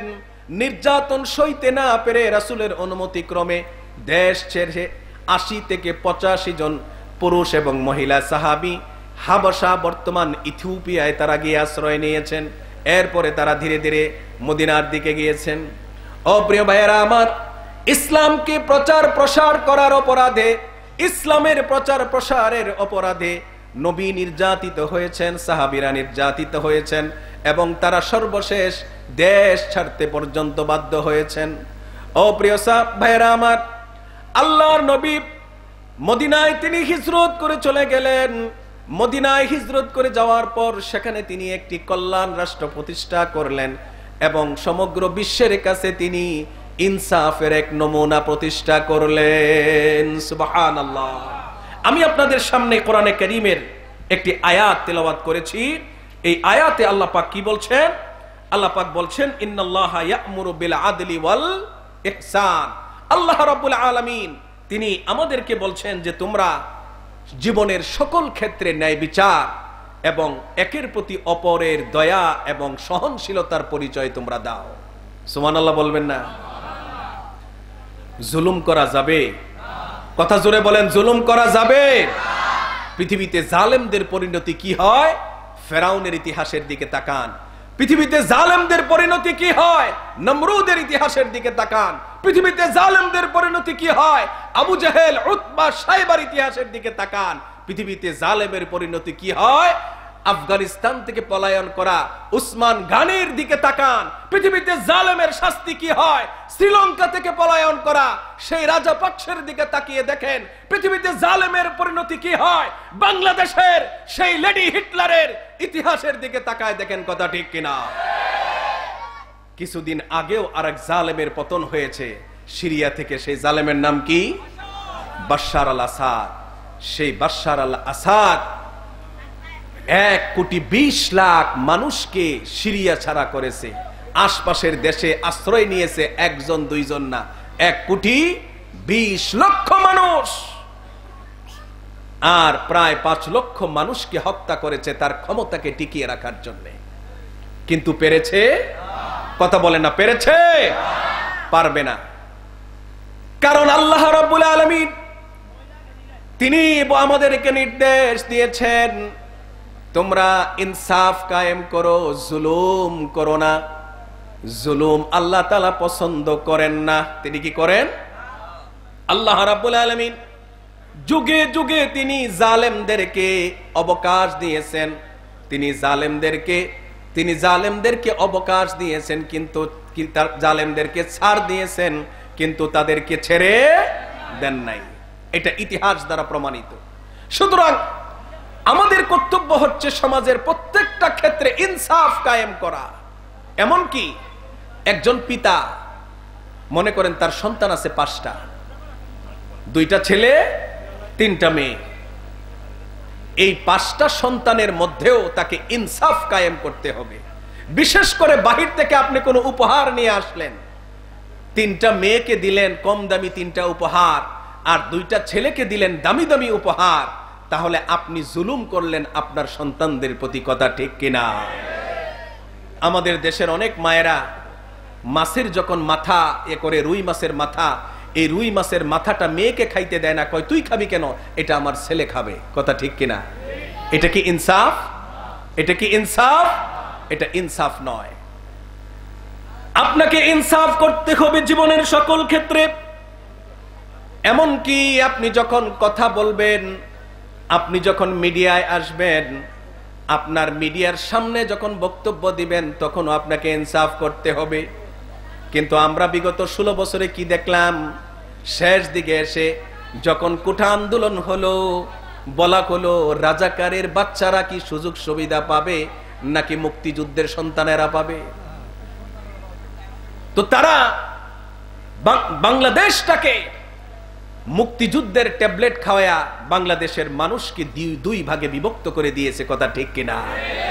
আমরা সকলেই মুক্তিযুদ্ধকে শ্রদ্ধা করি, মুক্তিযোদ্ধাদেরকে সম্মান করি, কিন্তু এর অর্থ এই নয় যারা লেখাপড়া করে মেধা তালিকায় উঠে এসেছে আমরা তাদের উপরে জুলুম করব, আর মুক্তিযোদ্ধার সন্তান যদি অযোগ্য হয় তাকে আমরা চাকরি দিয়ে দিব। এটা কি ইনসাফ? কথা বলেন, এটা কি ইনসাফ? এটা ইনসাফ নয়। এই জন্য শাইখুল ইসলাম ইবনে তাইমিয়া রাহিমাহুল্লাহ তিনি বলছেন যে ইন্নাল্লাহা ইয়ানসুরুদ দাওলাতাল আদিলাতা ওয়া ইন কানাত কাফিরা। তিনি বলছেন যে আল্লাহ পাক এমন রাষ্ট্রকে সাহায্য করেন যে রাষ্ট্রে ইনসাফ কায়েম আছে, ন্যায় বিচার আছে, যদিও রাষ্ট্রের হর্তাকর্তারা কাফের হয়। বুঝেন নাই? কথা বুঝতে কঠিন লাগছে? রাষ্ট্রের পরিচালকরা, হর্তাকর্তারা, প্রেসিডেন্ট, প্রধানমন্ত্রী, এমপিরা যারা দেশ চালায়, এরা যদি কাফেরও হয়, অমুসলিমও যদি হয়, আর তারা যদি নিজের রাজ্যে, নিজের দেশে যদি ইনসাফ কায়েম করে, তাহলে আল্লাহ পাক সেই রাজ্যের উপরে রহমত নাজিল করেন। কথা ঠিক কিনা? আর যদি যে রাষ্ট্রের হর্তাকর্তারা মুসলমান কিন্তু মানুষের প্রতি ইনসাফ করে না, ন্যায় বিচার করে না, আল্লাহ পাক ওই রাষ্ট্রকে যদিও তারা মুসলমান কিন্তু সাহায্য করে।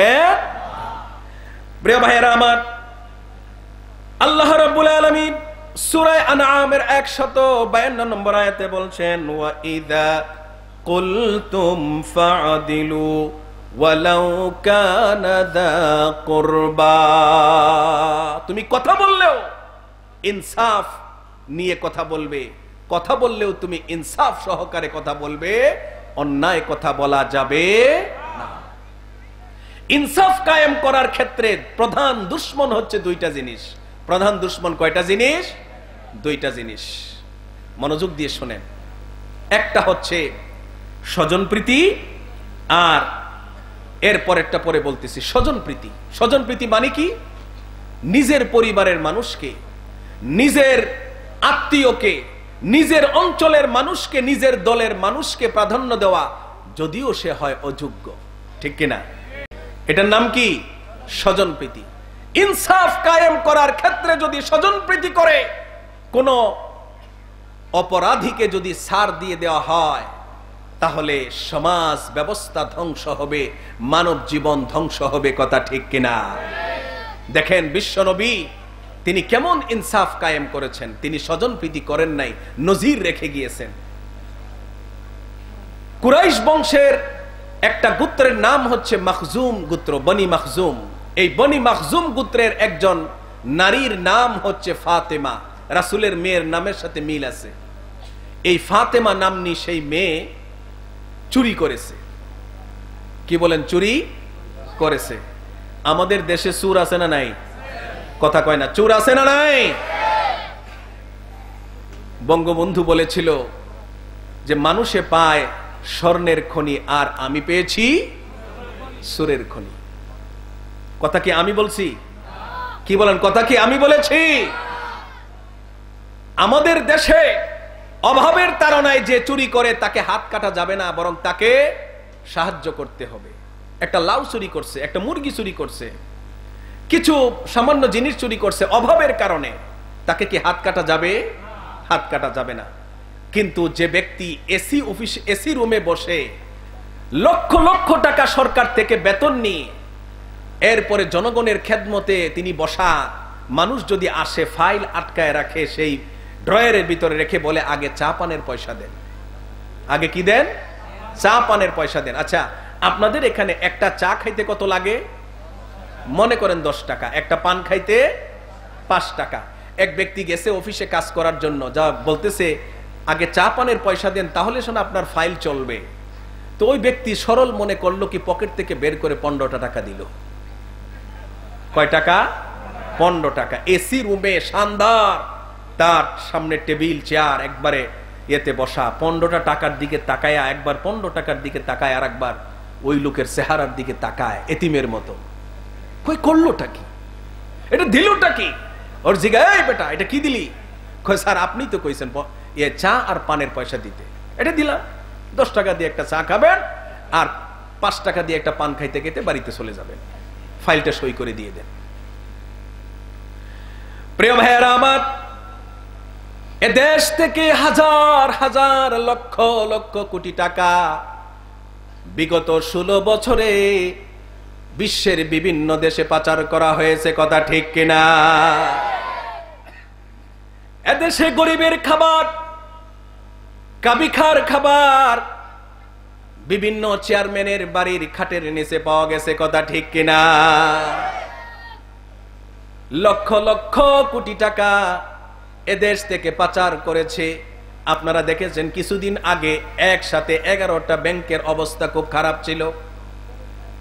11টা ব্যাংকের অবস্থা খুব খারাপ ছিল, কারণ চট্টগ্রামের সেই কুলাঙ্গার এসালম 7টা ইসলামী ব্যাংক থেকে একসাথে অনেক টাকা সে উঠায় নেয়। এই উঠায় নেওয়া যাওয়ার কারণে ব্যাংকগুলো অনেকটা দেউলিয়া হয়ে যাওয়ার পর্যায়ে পৌঁছে যায়। আমারও অ্যাকাউন্ট ছিল ফার্স্ট সিকিউরিটি ব্যাংকে। যখন আমি যেতাম, আমার লক্ষ টাকার দরকার, কিন্তু বলছে 10,000 টাকার বেশি দেওয়া যাবে না, তাও আবার সপ্তাহে মাত্র একবার। এরপরে তারা চলে আসলো 5,000 টাকার বেশি দেওয়া যাবে না, তাও সপ্তাহে একবার। এরপরে চলে আসলো 3,000 টাকার বেশি দেওয়া যাবে না। এখন অবশ্য অবস্থা একটু ভালো হয়েছে, এখন আবার ঘুরে দাঁড়িয়েছে অনেকটা। কথা ঠিক কিনা? এই যে হাজার হাজার লক্ষ লক্ষ কোটি টাকা বাংলাদেশ থেকে পাচার হয়েছে, এটা করেছে কি রিকশাওয়ালারা, কুলিওয়ালারা, এই খেটে খাওয়া মজুরেরা? কারা করেছে? এদেশের মন্ত্রী এমপিরা করেছে, এমনকি কথিত সেই অবৈধ প্রধানমন্ত্রী পর্যন্ত করেছে। কথা ঠিক কিনা? এই টাকা দিয়ে তোমরা বেগমপাড়ায় তোমরা বাড়িঘর করেছো, এই বেগমপাড়ায় থাকবা, বাংলাদেশে আসার আর সৌভাগ্য হবে। এবং যারা এদেশকে একটি তলাবিহীন জড়িতে পরিণত করে, মানুষকে হত্যা করে, খুন করে, গুম করে, যারা খুনের রাজত্ব করে, খুনের উপরে 16 বছর টিকে ছিল, দ্বিতীয়বার বাংলাদেশে তারা যদি নির্বাচনে আসে, আপনারা পায়ের জুতাটা খুলে প্রস্তুত রাখবেন। কারা কারা রাজি আছেন হাত তুলে দেখান।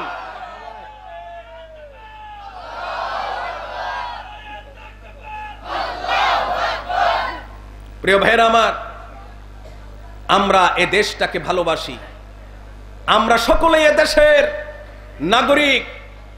এদেশে হিন্দু আছে, বৌদ্ধ আছে, খ্রিস্টান আছে, আমরা মুসলমানরা তো আছি।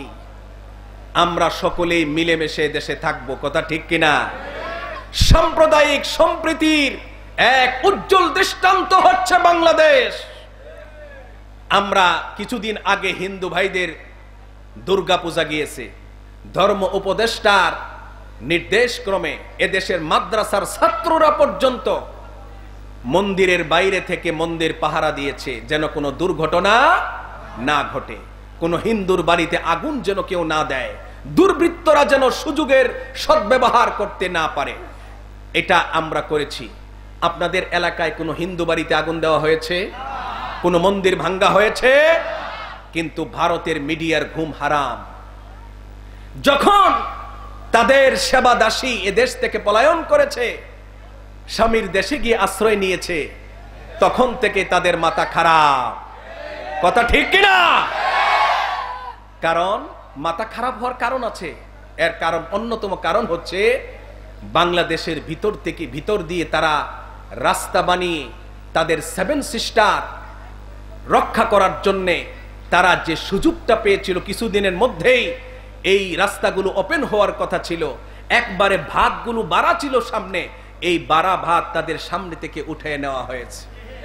কথা ঠিক কিনা? এই জন্য তারা মাথা খারাপ। এক মিডিয়া সাংবাদিক এসে বলতেছে বাংলাদেশ থাকবে না, বাংলাদেশ থাকবে না, বাংলাদেশ থাকবে না। মনে হয় যে ট্রেনের মধ্যে যে মলম বিক্রি করে না, সুলকানির মলম, মনে হয় যে সুলকানির মলম বিক্রি করতেছে, বাংলাদেশ থাকবে না। শুনে রাখো, বাংলাদেশ ভারতের কাশ্মীর নয়। মনে রাখো, বাংলাদেশ ভারতের গুজরাট নয়। মনে রাখো, বাংলাদেশ ফিলিস্তিন নয়। এই বাংলাদেশ তিতুমিরের দেশ, এই বাংলাদেশ শাহজালালের দেশ, এই বাংলাদেশ শাহ আমানতের দেশ, এই বাংলাদেশ তাওহীদি জনতার দেশ। কথা ঠিক কিনা?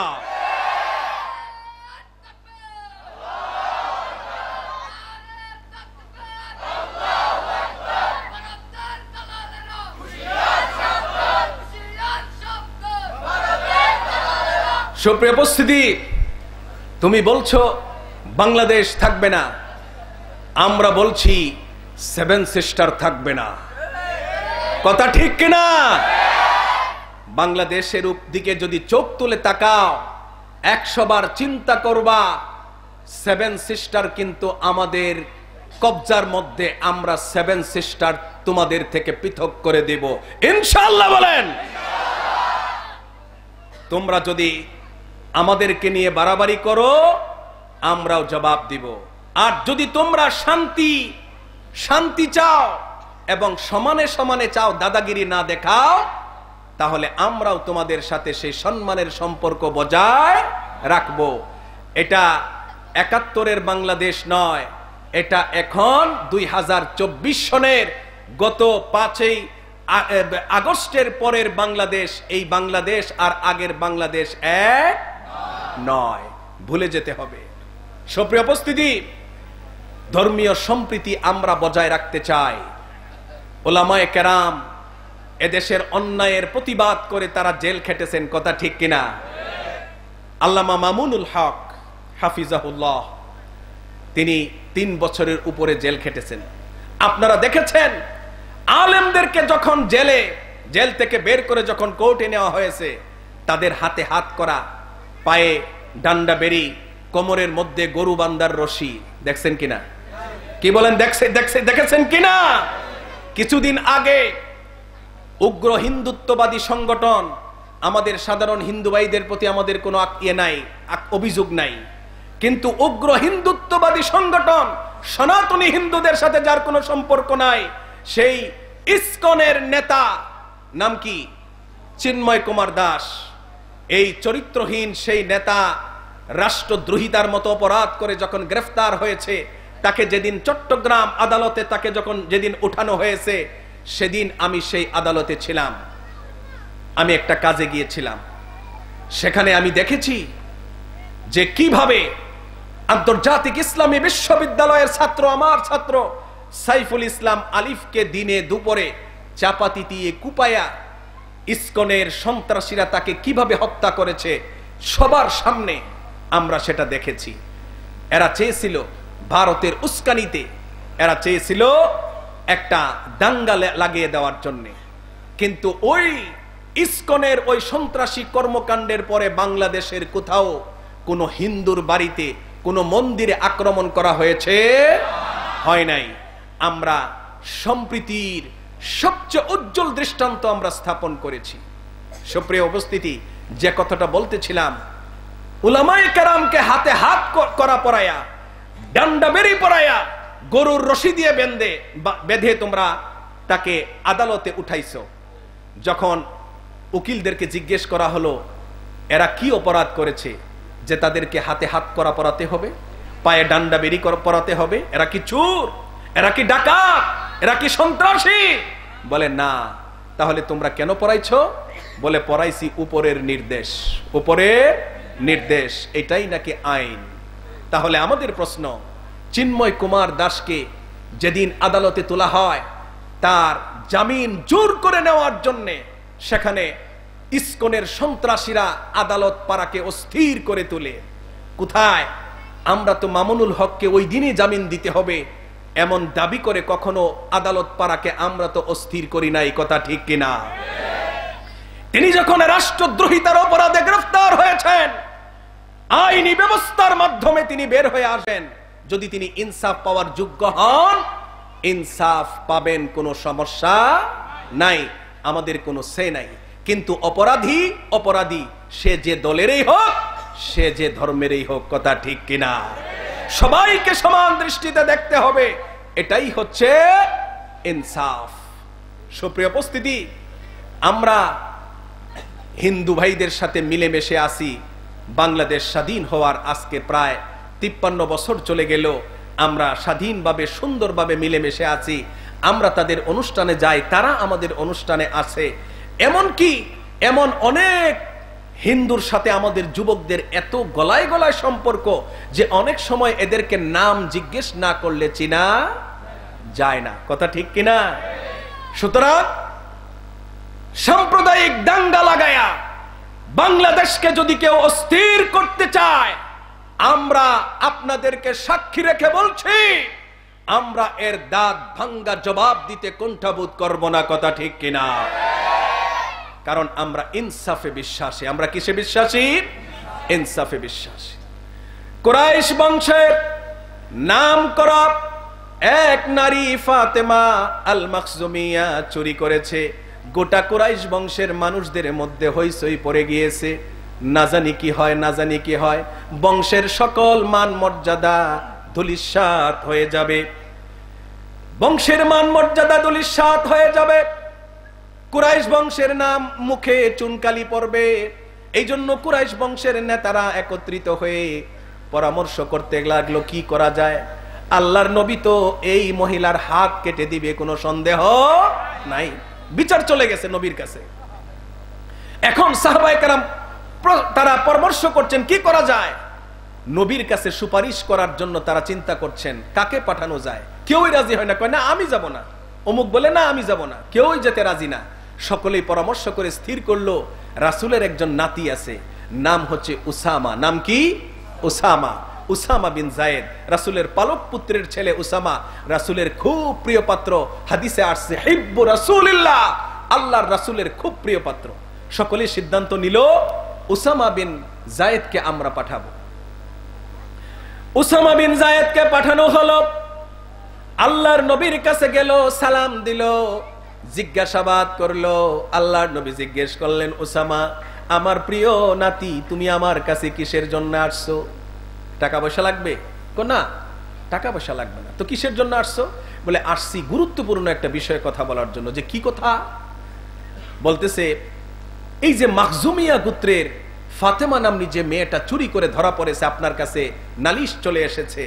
আপনি মনে হয় সিদ্ধান্ত নিয়ে নিয়েছেন যে তার হাত কাটবেন, কারণ হাত কাটার মতো পরিমাণ মালই সে চুরি করেছে এবং সাক্ষী প্রমাণে প্রমাণিত হয়ে গিয়েছে।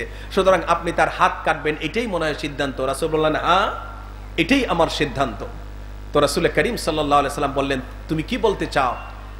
উসামা কাসুমাসু করে বলতেছে, ইয়া রাসূলুল্লাহ, একটু কি তারে ছাড় দেওয়া যায় না?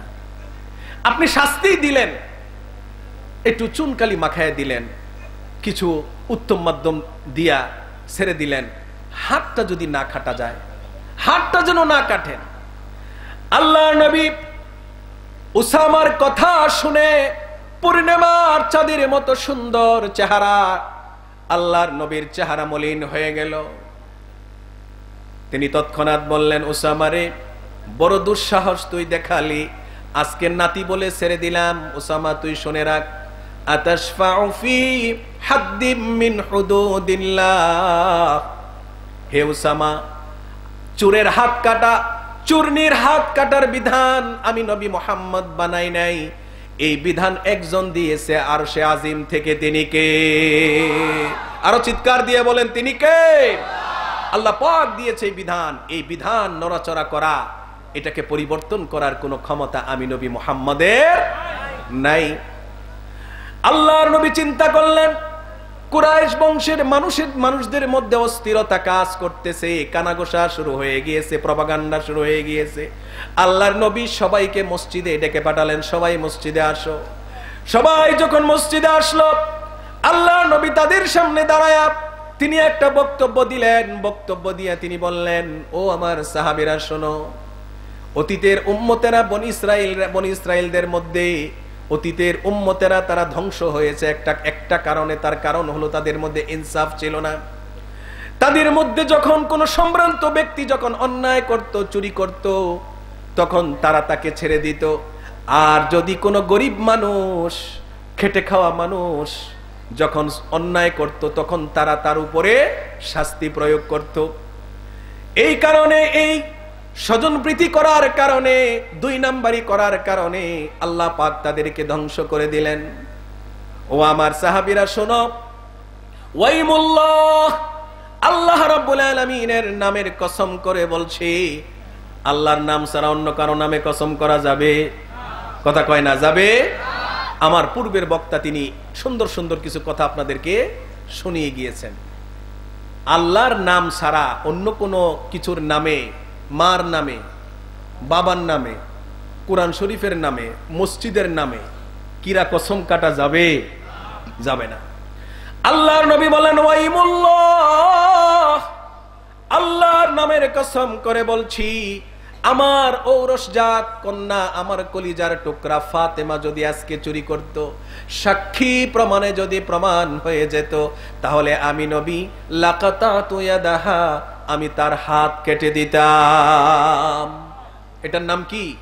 ন্যায় বিচার। এটার নাম ন্যায় বিচার।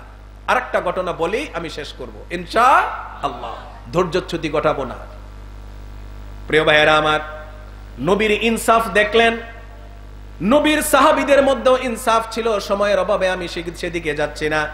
এই কয়েকশো বছর আগের একটা ঘটনা আপনাদেরকে বলেই আমি ওয়াজ শেষ করছি। আপনারা তুরস্কের নাম শুনেছেন? তুরস্কের নাম শুনছেন? একজন সিংহ শার্দুল সেখানে আছেন। যখনই কোনো মুসলমান দেশে আক্রমণ হয়, সর্বপ্রথম তিনি একজন রাষ্ট্রপ্রধান হিসেবে প্রতিবাদ করেন। কথা ঠিক কিনা? নাম কি? নাম কি? Recep Tayyip Erdogan. কি সুন্দর তার কোরআন তেলাওয়াত। আপনারা ইউটিউবে যাবেন, গিয়ে রজব তাইয়েব এরদোয়ানের নামে আপনারা, না শেষ করে দিব, এটা তো আর বলিয়ে দিছি। তো রজব তাইয়েব এরদোয়ানের কোরআন তেলাওয়াত এটা লিখে দিবেন, দেখবেন তার তেলাওয়াত আসবে। কি সুন্দর তেলাওয়াত। আরেকটা তেলাওয়াত কলিজা জোড়ায় যায়, এই কয়েকদিন আগে আমি শুনছি। যার নেতৃত্বে সিরিয়া স্বাধীন হয়েছে, সেই ব্যক্তির তেলাওয়াত দামেস্ক ঐতিহাসিক জামে মসজিদ, যেখানে হযরত ঈসা আলাইহিস সালাম কিয়ামতের আগে আসবেন, সেখানে তিনি সম্ভবত এশার নামাজের ইমামতি করেছেন। কি সুন্দর মধুর তেলাওয়াত, হৃদয় জুড়িয়ে যায়। আমি সেভ করে রেখেছি আমার কাছে। সুবহানাল্লাহ বলবেন না? সুপ্রিয় উপস্থিতি, সেই তুরস্কের একটি ঘটনা। তুরস্কে বাদশাহ মুরাদ নামে একজন শাসক ছিল। নাম কি? বাদশাহ মুরাদ। তিনি একবার চিন্তা করলেন যে তিনি চিন্তা করলেন দুনিয়াতে তো থাকবো না, একটা অমর কীর্তি রেখে যায়। যেমন বাদশাহ শাহজাহান কি রেখে গেছে? আগ্রার তাজমহল। কিয়ামত পর্যন্ত যদি এটার নিচে আবার এই কি আছে, মন্দির আছে, এই কথা বলে যদি এটাকে না ভাঙে, তাহলে কিয়ামত পর্যন্ত থাকবে। ঠিক কিনা ভাই? ভারতের মসজিদের নিচে খালি বলে মন্দির, খালি বলে মন্দির। হ্যাঁ, এদের মন্দির মসজিদের নিচে যাবে কোন দুঃখে? কথা বলেন তো। যাই হোক, হাইকোর্ট থেকে সম্ভবত একটা আসছে যে এই অজুহাতে মসজিদ ভাঙ্গা যাবে না। আমি তো বলি, বাবরি মসজিদ তোমরা ভাঙ্গ নাই, তোমরা তোমাদের কপাল ভেঙ্গেছো। কথা ঠিক কিনা? ভারতের যে যে মসজিদগুলো তোমরা ভেঙ্গেছো হিসাব করে রেখো। তোমরা মসজিদ ভাঙ্গো নাই, তোমরা এক একটা প্রদেশের ফাউন্ডেশনে কুরআন লাগিয়েছো। কথা ঠিক কিনা? আপনারা জীবদ্দশায় দেখে যেতে পারবেন ইনশাআল্লাহ। ভারত ভেঙ্গে খান খান হয়ে যাবে, টুকরা টুকরা হয়ে যাবে ইনশাআল্লাহ। ভারতের সেই জমিনে আবারও ইসলামের পতাকা পতপত করে উড়বে, বেশি দিন নাই। আল্লামা ইব্রাহিম সাহেব তিনি বলেছেন যে এটা আমি দেখতেছি দিল্লি কিছুদিনের মধ্যেই মুসলমানদের করায়ত্ত হবে ইনশাআল্লাহ। আল্লাহ পাকের ঘরে তোমরা কুড়াল মেরেছো, আল্লাহ পাকের ঘরে কুড়াল মারো নাই, তোমরা তোমাদের কপালে কুড়াল মেরেছো। কথা ঠিক কিনা? প্রিয় ভাইয়ারা আমার, বাদশাহ মুরাদ তিনি চিন্তা করলেন আমি একটা অমর কীর্তি রেখে যাব, এমন একটা সুন্দর মসজিদ বানাবো যার মতো সুন্দর মসজিদ পৃথিবীতে আর দ্বিতীয়টা হবে না। এজন্য তিনি রাশিয়ার একটা অঞ্চল আছে, নাম হচ্ছে খুজন। এই খুজন প্রদেশের রাজমিস্ত্রিরা অনন্য সুন্দর স্থাপত্য নিদর্শনে তারা পারদর্শী ছিল, সুন্দর সুন্দর স্থাপত্য নির্মাণ তারা করত। এজন্য খুজন প্রদেশ থেকে রাজমিস্ত্রিদেরকে ডাকা হলো, ডেকে একজন সবচেয়ে অভিজ্ঞ সবচেয়ে বড় একজন মিস্ত্রির কাছে দায়িত্ব দেওয়া হলো, জায়গা বুঝিয়ে দেওয়া হলো, তাকে সবকিছু বুঝিয়ে দিয়ে কাজ শুরু করার কথা বলা হলো। তিনি কাজ শুরু করে দিলেন। তিনি কয়েক বছর কাজ করে সুন্দর একটা মসজিদ নির্মাণ করলেন দেখার মতো। এখন মসজিদ উদ্বোধন হবে জুমার নামাজের মাধ্যমে। কিসের মাধ্যমে? জুমার নামাজের মাধ্যমে। বাদশাহ মুরাদ জুমার নামাজ পড়াবেন, জুমার নামাজ পড়ায় তিনি মসজিদ উদ্বোধন করবেন। সমস্ত মসজিদ লোকে লোকারণ্য হয়ে গেল, চতুর্দিকে মানুষ আর মানুষ। বাদশাহ জুমার নামাজের আগে মসজিদটা ঘুরে ঘুরে তিনি দেখলেন রাজমিস্ত্রি ডান পাশে খালি ঘুরে ঘুরে দেখায়, এটা অমুক জিনিস, ওইটা অমুক, এটা এই, ওইটা সেই, এরকম ঘুরে ঘুরে দেখাচ্ছে। বাদশাহ খুব মনোযোগ দিয়ে মসজিদটা দেখে তিনি যখন অফিসে আসলেন, রাজমিস্ত্রি জিজ্ঞেস করতেছে, বাদশাহ নন্দন, মসজিদটা কি পছন্দ হয়েছে আপনার? বাদশাহ মুরাদ বলতেছে পছন্দ হয় নাই। রাজমিস্ত্রির চেহারা অমাবস্যার রাতের মতো কালো হয়ে গেল। রাজার পছন্দ না হওয়া মানে হচ্ছে বিপদ আসন্ন, কপাল খারাপ। কপাল কি খারাপ? বুকটা ভরা ছিল, না জানি কত বড় পুরস্কার দেয়, এটা নিয়ে কি বাড়িতে যেতে পারবো? গাড়ি লাগবে। অনেক বড় আসামি। তিনি রাজার সাথে মুরাদের সাথে সাক্ষাৎ করলেন, কিন্তু মসজিদ পছন্দ হয় নাই, এই জন্য তার মন খারাপ। নামাজ শেষ হলো, তিনি বললেন শাস্তি স্বরূপ, পুরস্কার তো দূরের কথা, এই মিস্ত্রির হাত কেটে দাও। কি কেটে দাও? হাত কেটে দাও। রাজমিস্ত্রি অনেক কান্নাকাটি করলো, বুঝালো, কিন্তু কাজ হলো না, তার হাত কেটে দেওয়া হলো। এটা অনেক বড় অন্যায় হয়েছে। যদিও মুসলমান রাজা করেছে, কিন্তু কাজটা অন্যায় হয়েছে, জুলুম। তিনি বাড়িতে গেলেন, বিবি বাচ্চা দেখে কান্নাকাটি করলো, এলাকার মানুষ কান্নাকাটি করলো। কিছু মানুষ তাকে পরামর্শ দিল, এই রাজার আদালতে ন্যায় বিচার পাওয়া যায়। কি পাওয়া যায়? ন্যায় বিচার পাওয়া যায়। আপনি আদালতে মামলা করেন, ন্যায় বিচার পাবেন। তিনি চিন্তা করলেন, হাত যেহেতু নাই, বাকি জীবন কাটা হাত নিয়ে কাটাবো না, যদি মরতে হয় একবারে মরে যাব, মামলা করেই মরব, মামলা করেই মরব। এজন্য তিনি মামলা দায়ের করলেন। সেই সময়ের কাজীরা বর্তমান সময়ের বিচারকদের মতো স্কাইপি কেলেঙ্কারিতে তারা ফেসে যেত না। দেখছেন না স্কাইপি কেলেঙ্কারি? ফোন করে বলছে যে বিচারক এই আদালতে আমি দাঁড়ায় যাব, আপনি বসে যাবেন, আমি এটা বলবো, আপনি ওইটা বলবেন। আছে না নাই? কি বলেন, আছে না নাই? এইভাবে বিগত 16টি বছর আদালতকে তাদের কবজায় রেখে মনের মতো করে তারা রায় লিখিয়ে নিয়েছে। কথা ঠিক কিনা? জুলুমের রাজত্ব কায়েম করেছে, সেই জুলুমের রাজত্ব খান খান হয়ে গিয়েছে। কথা ঠিক কিনা? প্রিয় ভাইয়েরা আমার, মুরাদের আদালতে মামলা দায়ের করা হলো। মুরাদকে চিঠি পাঠালেন কাজী, বিচারক চিঠি পাঠালেন, আপনার নামে মামলা হয়েছে, অমুক দিন আপনি আসবেন আদালতে। আদালতে আপনারা দেখছেন আসামির জন্য দুইটা জায়গা করা হয়, আসামির কাঠগড়া, দেখছেন কিনা? দেখছেন? মুরাদ এসে আসামির কাঠগড়ায় দাঁড়াইছে, তদানীন্তন সম্রাটের দুর্ধর্ষ সম্রাট মুরাদ। অপর পাশে আছে সেই হাত কাটা রাজমিস্ত্রি। এখন কাজী বলতেছে, রাজমিস্ত্রি আপনি আপনার কথা শুরু করেন। রাজমিস্ত্রি তার কথা শুরু করলো, শেষ করলো। এরপর মুরাদকে জিজ্ঞেস করলেন, রাজমিস্ত্রি যা বলছে কথা কি সত্য বলেছে না মিথ্যা বলেছে? বলে হ্যাঁ, সে সত্য কথা বলেছে। যে রাজমিস্ত্রির কথা যদি সত্যই হয় তাহলে আপনি অপরাধী। ইসলামের বিধান হলো হাতের বদলায় হাত, ঘুষির বদলায় ঘুষি, থাপ্পড়ের বদলায় থাপ্পড়, লাথির বদলায় লাথি। কথা ঠিক কিনা? দাঁতের বদলায় দাঁত, এখন হাতের বদলায় হাত। কাজী বলল, বিচারক বলল যে আপনার হাত কাটা হবে অমুক দিন। দিন তারিখ ঠিক হয়ে গেল। ওই ময়দানে মানুষ আর মানুষ, মাহফিলের মতো একটা মঞ্চ করা হলো। এই মঞ্চে হাত কাটা হবে। কাজী উপস্থিত আর জল্লাদ উপস্থিত। বাদশা মুরাদ অপরাধীর মতো এসে হাতটাকে কুট থেকে বের করে হাতটা দিয়ে দিয়েছেন কাটার জন্য।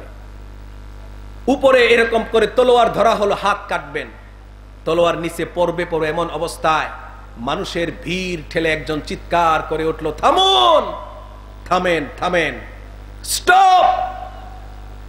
পিনপতন নীরবতা। এখন আর কেউ মঞ্চের দিকে তাকায় নাই, সবাই বলতেছে কে এরকম চিৎকার দিয়ে উঠলো রে?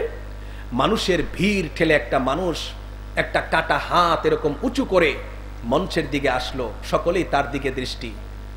এসে বলতেছে কাজী সাহেবকে যে, কাজী সাহেব আমার কিছু কথা আছে। কি কথা? আমার হাত চলে গেছে, আমার হাত কাটা হয়ে গেছে। এখন যদি আপনি রাজার হাত কাটেন আমার হাত কি ফিরে আসবে? বলে না, তোমার হাত তো আর ফিরে আসবে না। তাহলে রাজার হাত কাটার কোনো দরকার নাই। আমি ইনসাফ, ন্যায় বিচার পেয়ে গিয়েছি। আমার প্রমাণ করার দরকার ছিল মুসলমানদের আদালতে, মুসলমানদের আইনের ছকে রাজা এবং প্রজা, আমির এবং ফকির, একজন ধনী এবং গরিব, শিক্ষিত এবং অশিক্ষিত, যারা ক্ষমতায় আছে এবং যারা ক্ষমতার বাইরে, সকলেই আইনের দৃষ্টিতে সমান। এটাই প্রমাণ করার দরকার ছিল। আমি ইনসাফ পেয়ে গিয়েছি, আমি রাজাকে মাফ করে দিলাম। সুপ্রিয় উপস্থিতি, আল্লাহ রাব্বুল আলামিন সূরা আর-রহমানে তিনি আমাদেরকে বলছেন, ওয়াস-সামাআ রাফাআহা ওয়া ওয়াদাআল মিজান। আল্লাহ রাব্বুল আলামিন বলেন, আমি আল্লাহ আসমানকে সমুন্নত করেছি, আর আমি পাল্লাকে আমি প্রতিষ্ঠিত করেছি, মিজানকে প্রতিষ্ঠিত করেছি। আল্লাহ তাতগাউ ফিল মিজান, তোমরা ইনসাফ কায়েম করতে গিয়ে সীমা লঙ্ঘন করো না, জুলুম করো না, তোমরা সীমা লঙ্ঘন করো না। ওয়া আকিমুল ওয়াজনা বিল কিসতি ওয়া লা তুখসিরুল মিজান। ওয়া আকিমুল ওয়াজনা বিল কিসত, আর ওজন সঠিকভাবে দাও। পাল্লা যদি একটা থাকে এরকম আর একটা থাকে নিচে, তাহলে কি ইনসাফ হবে? ইনসাফ হবে না। দুইটাই থাকতে হবে সমানে সমান। ইসলাম এমনই ন্যায় বিচারের রাষ্ট্র কায়েম করতে চায় আল্লাহর জমিনে। সেই রাষ্ট্র দেখার জন্য কারা কারা রাজি আছেন? আল্লাহকে হাত তুলে দেখান, দুই হাত। আল্লাহ তাআলা সেই হাতকে কবুল করে নেন। সকলে বলেন আমিন। সুপ্রিয় উপস্থিতি, আপনারা এতক্ষণ ধৈর্য ধরে যে কথাগুলো শুনলেন, এই কথাগুলো বলার পিছনে আমার দুইটা উদ্দেশ্য। একটা হচ্ছে আমরা যেন কখনো কারো উপরে জুলুম না করি, আর দুই নম্বর হচ্ছে আমরা যেন ব্যক্তি জীবন থেকে নিয়ে ব্যক্তি জীবন, পারিবারিক জীবন, সামাজিক জীবন, রাষ্ট্রীয় জীবন পর্যন্ত আমরা যেন ন্যায় বিচার এবং ইনসাফ যেন কায়েম করতে পারি। এই ন্যায় বিচার এবং ইনসাফ কায়েম হতে পারে একটা কিতাবের মাধ্যমে। এই কিতাবের নাম হচ্ছে মহাবিশ্বের মহাবিশ্বয় মহাগ্রন্থ আল কোরআন। এই কোরআন দিয়ে যদি দেশ শাসিত হয়, তাহলে ইনসাফ কায়েম হবে। গ্যারান্টি দিয়েছে একজন যিনি জীবনে কখনো একটা মিথ্যা কথা বলেন নাই, তিনি আমাদের প্রাণের স্পন্দন বিশ্বনবী মুহাম্মদুর রাসূলুল্লাহ সাল্লাল্লাহু আলাইহি ওয়াসাল্লাম। এজন্য আসুন কোরআনের ছায়াতলে আমরা একত্রিত হই এবং কোরআনের রাজ কায়েমের জন্য আমরা আমাদের সর্বস্ব, আমরা আমাদের সব কিছু দিয়ে আমরা সংগ্রাম করি। আল্লাহ পাক আমাদেরকে বোঝার, আমল করার তৌফিক দান করুন। সকলেই বলছে আমিন।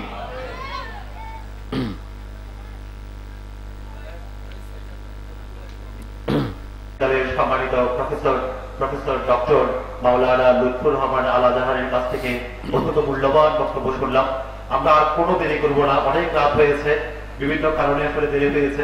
আমরা আর কোনো অপেক্ষা নয়, আমরা এখন জিকির হবে প্রতি বছরের নাই, আমাদের 15 বছর ধরে যেভাবে চলছে জিকিরের মাঝে আমাদের যে তবরুক আমরা অ্যারেঞ্জ করেছি আপনাদের জন্য, প্রতি বছরের নেই তো আমরা তবরুক দিব। এরপরে আমরা হুজুরের সাথে আমরা আখিরি মোনাজাত করব। যে সমস্ত ভাইরা দাঁড়িয়ে আছেন প্রত্যেককে বলবো আল্লাহর ওয়াস্তে সবাই বসে যান। এটা হচ্ছে আমাদের মাহফিলের একটা সিস্টেম, ইচ এন্ড এভরিওয়ান প্রত্যেকে বসে যান, 1 মিনিটের মধ্যেই বসে যান, দাঁড়িয়ে থাকার কোনো সুযোগ নাই। সবাই কাতারবন্দী হয়ে যান, নামাজে কাতারবন্দী হয়ে যান 1 মিনিটের মধ্যে। সবাই সবাই কেউ থাকবেন না, আমাদের স্বেচ্ছাসেবক ভাইরাও থাকবেন না, সবাই বসে যান, আল্লাহর ওয়াস্তে সবাই বসে যান। হুজুরের সাথে আমরা জিকির করব, জিকিরের মধ্যেই আমরা তবরুক বিতরণ শেষ হয়ে যাবে। আমরা যতগুলো মানুষ আছি তার চেয়ে অনেক বেশি তবরুক আমাদের আছে আলহামদুলিল্লাহ। ইনশাআল্লাহ রাব্বুল আলামিন আমাদের প্রত্যেকের হাতে হাতে ইনশাআল্লাহ আল্লাহর বাড়িতে আমরা তবরুক পৌঁছাতে পারবো।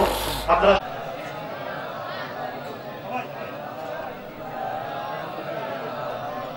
লা ইলাহা ইল্লাল্লাহ, লা ইলাহা ইল্লাল্লাহ।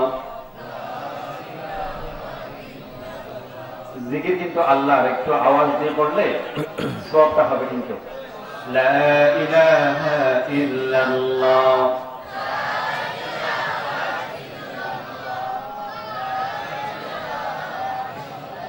লা ইলাহা ইল্লাল্লাহ, লা ইলাহা ইল্লাল্লাহ।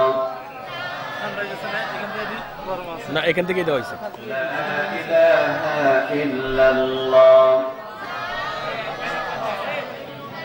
লা ইলাহা ইল্লাল্লাহ, লা ইলাহা ইল্লাল্লাহ, লা ইলাহা ইল্লাল্লাহ, লা ইলাহা ইল্লাল্লাহ, লা ইলাহা ইল্লাল্লাহ, লা ইলাহা ইল্লাল্লাহ, লা ইলাহা ইল্লাল্লাহ।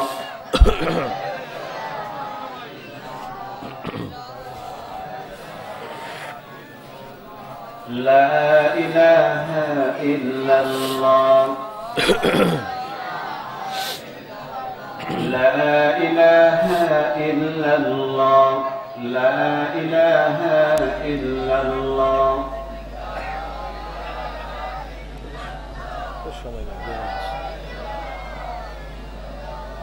لا إله إلا الله، لا إله إلا الله، لا إله إلا الله، لا إله إلا الله محمد رسول الله، لا إله إلا الله،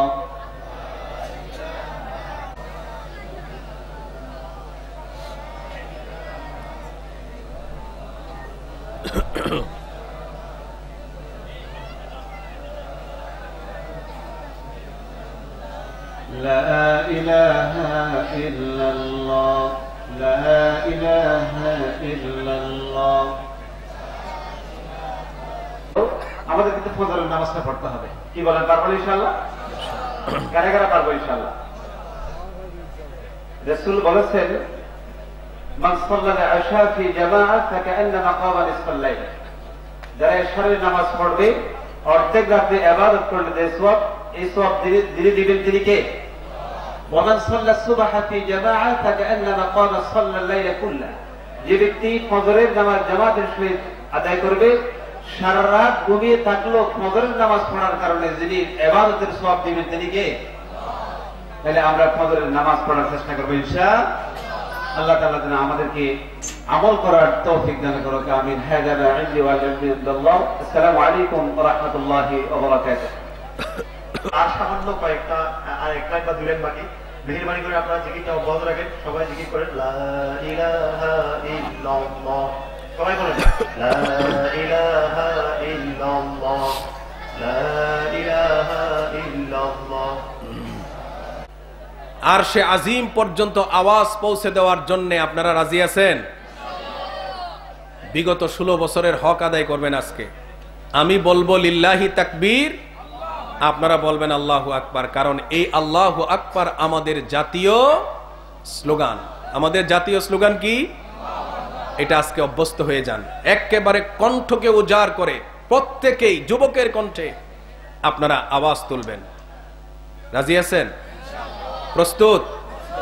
খাবারটা হাতে নেন, তাহলে শক্তিটা আর একটু বাড়বে আমার মনে হচ্ছে। গলাটা একটু পরিষ্কার করে না। রাজি আছেন তো ইনশাআল্লাহ? প্রস্তুতি নেন। মঞ্চের দিকে তাকান সকলে, দেখা যাবে কার আওয়াজ কত বেশি। লিল্লাহি তাকবীর। আরো একসাথে লিল্লাহি তাকবীর, লিল্লাহি তাকবীর। আলহামদুলিল্লাহ।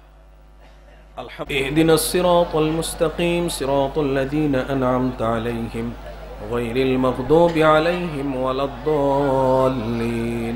আমিন। যারা উঠে যাচ্ছেন তারা কিন্তু মনে হবে যে তাবারুক নেওয়ার জন্য ইয়াকুল্লাহু কুফুয়ান আহাদ। বিসমিল্লাহির রহমানির রহিম। কুল হুয়াল্লাহু আহাদ আল্লাহুস সামাদ লাম ইয়ালিদ ওয়া লাম ইউলাদ ওয়া লাম ইয়াকুল লাহু কুফুয়ান আহাদ। কয়বার হইছে? কয়বার? দুইবার। বিসমিল্লাহির রহমানির রহিম। কুল হুয়াল্লাহু আহাদ আল্লাহুস সামাদ লাম ইয়ালিদ ওয়া লাম ইউলাদ ওয়া লাম ইয়াকুল লাহু কুফুয়ান আহাদ। মুহতারাম হাদিরিন, বিশেষ দোয়ার জন্য এখানে প্রায় 30 জনের মতো ব্যক্তির নাম এসেছে, 12টি বেশি হতে পারে। মুহাম্মাদিন ওয়া আলা আলি মুহাম্মাদ কামা সাল্লাইতা আলা ইব্রাহিম ওয়া আলা আলি ইব্রাহিম ইন্নাকা হামিদুম মাজিদ। আস্তাগফিরুল্লাহাল্লাযী লা ইলাহা ইল্লা হুয়াল হাইয়ুল কাইয়্যুম ওয়া আতুবু ইলাইহি লা হাওলা ওয়ালা কুওয়াতা ইল্লা বিল্লাহিল আলিয়্যিল আযীম। আল্লাহুম্মা আনতাস সালাম ওয়া মিনকাস সালাম তাবারাকতা রাব্বানা ওয়া তাআলাইতা ইয়া যাল জালালি ওয়াল ইকরাম। ربنا ظلمنا أنفسنا وإن لم تغفر لنا وترحمنا لنكونن من الخاسرين. ربنا آتنا في الدنيا حسنة وفي الآخرة حسنة وقنا عذاب النار. اللهم لا تدع لنا ذنبا إلا غفرته ولا هما إلا فرجته ولا دينا إلا قضيته ولا حاجة من حوائج الدنيا والآخرة إلا قضيتها يا أرحم الراحمين. رب العالمين. أي الله تعالى أي الله আজকের এই মহতি তাফসীরুল কোরআন মাহফিলের আয় আল্লাহ যারা বক্তা হিসেবে, আয় আল্লাহ যারা কোরআন এবং হাদিস থেকে মূল্যবান বয়ান পেশ করেছেন, আলোচনা পেশ করেছেন, রব্বুল আলামিন আয় আল্লাহ সেই বয়ানগুলোকে তুমি আমাদের সকলের হেদায়েতের জরিয়া হিসেবে কবুল ও মঞ্জুর তুমি করে নাও। রব্বুল আলামিন আয় আল্লাহ তাআলা উলামায়ে কেরাম তাদের মুখ থেকে যে কথাগুলো বের হয়েছে আয় আল্লাহ অপ্রাসঙ্গিক যদি কোনো কথা থাকে সেই কথাগুলো মেহেরবানি করে আমাদের স্মৃতিপট থেকে তুমি মুছে দাও। ভালো ভালো কথাগুলোর উপরে আমল করে জিন্দেগি গঠন করার তৌফিক দান করে দাও রব্বুল আলামিন। আয় আল্লাহ তাআলা এই মাহফিলকে তুমি মেহেরবানি করে কিয়ামত পর্যন্তের জন্য তুমি জারি করে দাও।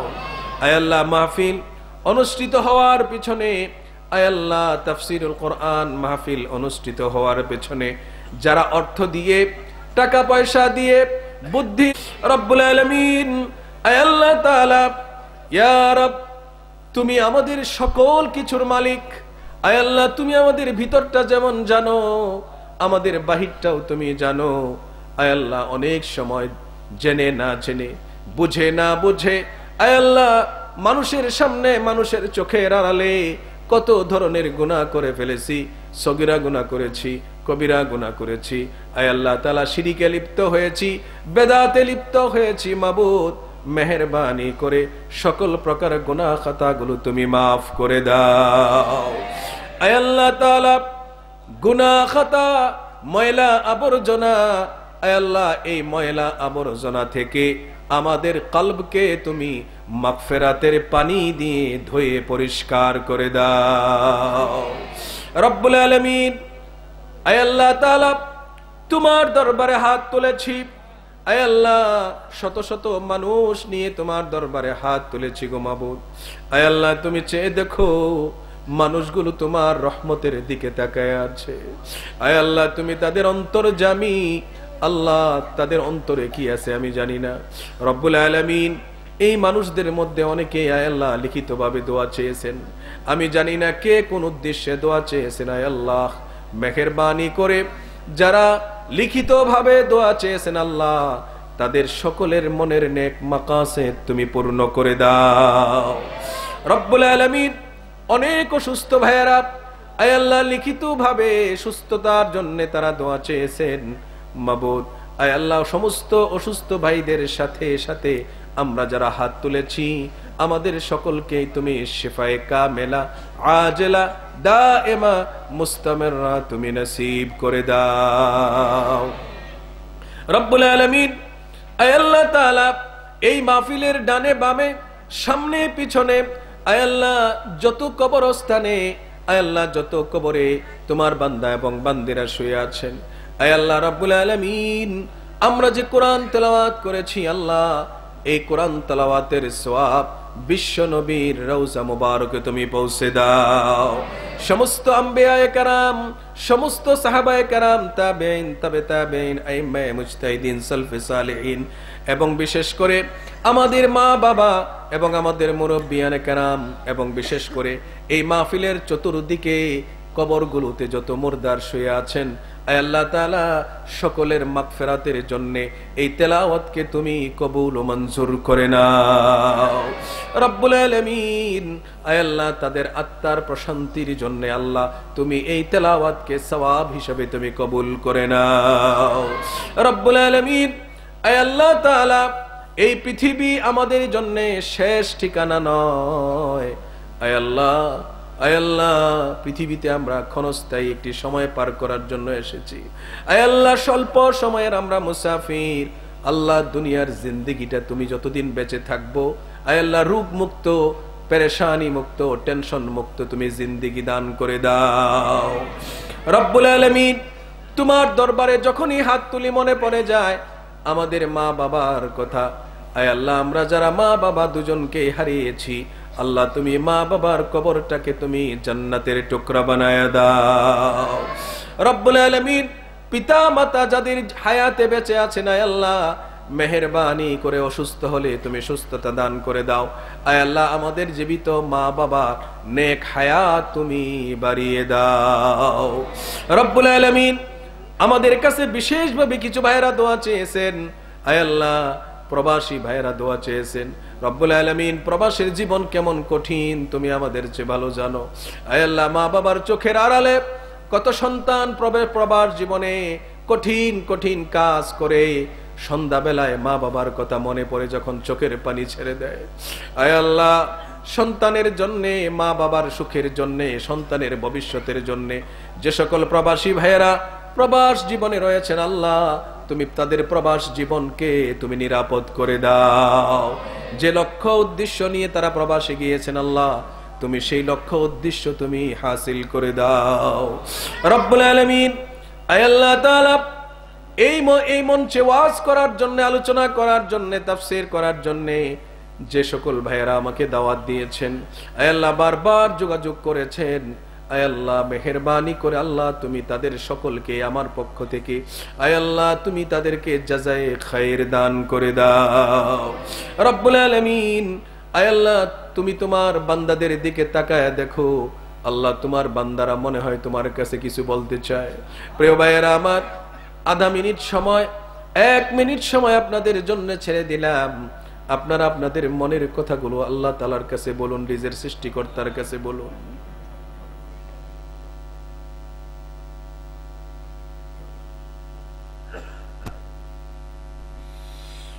রব্বুল আলামিন, তুমি তোমার বান্দাদের মনের কথা তুমি শুনেছো, তুমি তাদের মনের খবর জানো। আয় আল্লাহ তোমার বান্দারা যা বলেছে আল্লাহ তুমি তা কবুল করে নাও রব্বুল আলামিন। এই পৃথিবী থেকে বিদায়ের সময় যখন ঘনিয়ে আসবে আমাদের প্রত্যেকের, আয় আল্লাহ জানি না কার কখন কোথায় মৃত্যুর ডাক আসে। তোমার কাছে ফরিয়াদ জানাই, সড়ক দুর্ঘটনার মৃত্যু থেকে, তওবাবিহীন আকস্মিক মৃত্যুর হাত থেকে, আয় আল্লাহ অপ্রস্তুত মৃত্যুর হাত থেকে তুমি আমাদেরকে হেফাজত করে দাও রব্বুল আলামিন। আয় আল্লাহ মালাকুল মাউত যেদিন মাথার কাছে মৃত্যুর পরোয়ানা নিয়ে আসবে, সময়টা অত্যন্ত কঠিন হবে। আয় আল্লাহ সেই সময় অনেক বান্দা দুনিয়াতে যারা আমলের ক্ষেত্রে, আকীদার ক্ষেত্রে দুর্বল ছিল, আয় আল্লাহ তারা হয়তো ফেসেও যেতে পারে। আয় আল্লাহ তুমি আমাদের আমলের দিকে না তাকায়া আমাদের অন্তরের দিকে তাকাও। তোমার নবীর উম্মত, আমরা তোমার নবীকে ভালোবাসি। আয় আল্লাহ সেই ভালোবাসার ওসিলা করে রব্বুল আলামিন তোমার দরবারে আয় আল্লাহ তাআলা আমাদের ফরিয়াদ রব্বুল আলামিন মৃত্যুর কঠিন সময়ে মেহেরবানি করে আমাদের সকলের জবানে তুমি জারি করে দিও লা ইলাহা ইল্লাল্লাহু মুহাম্মাদুর রাসূলুল্লাহ।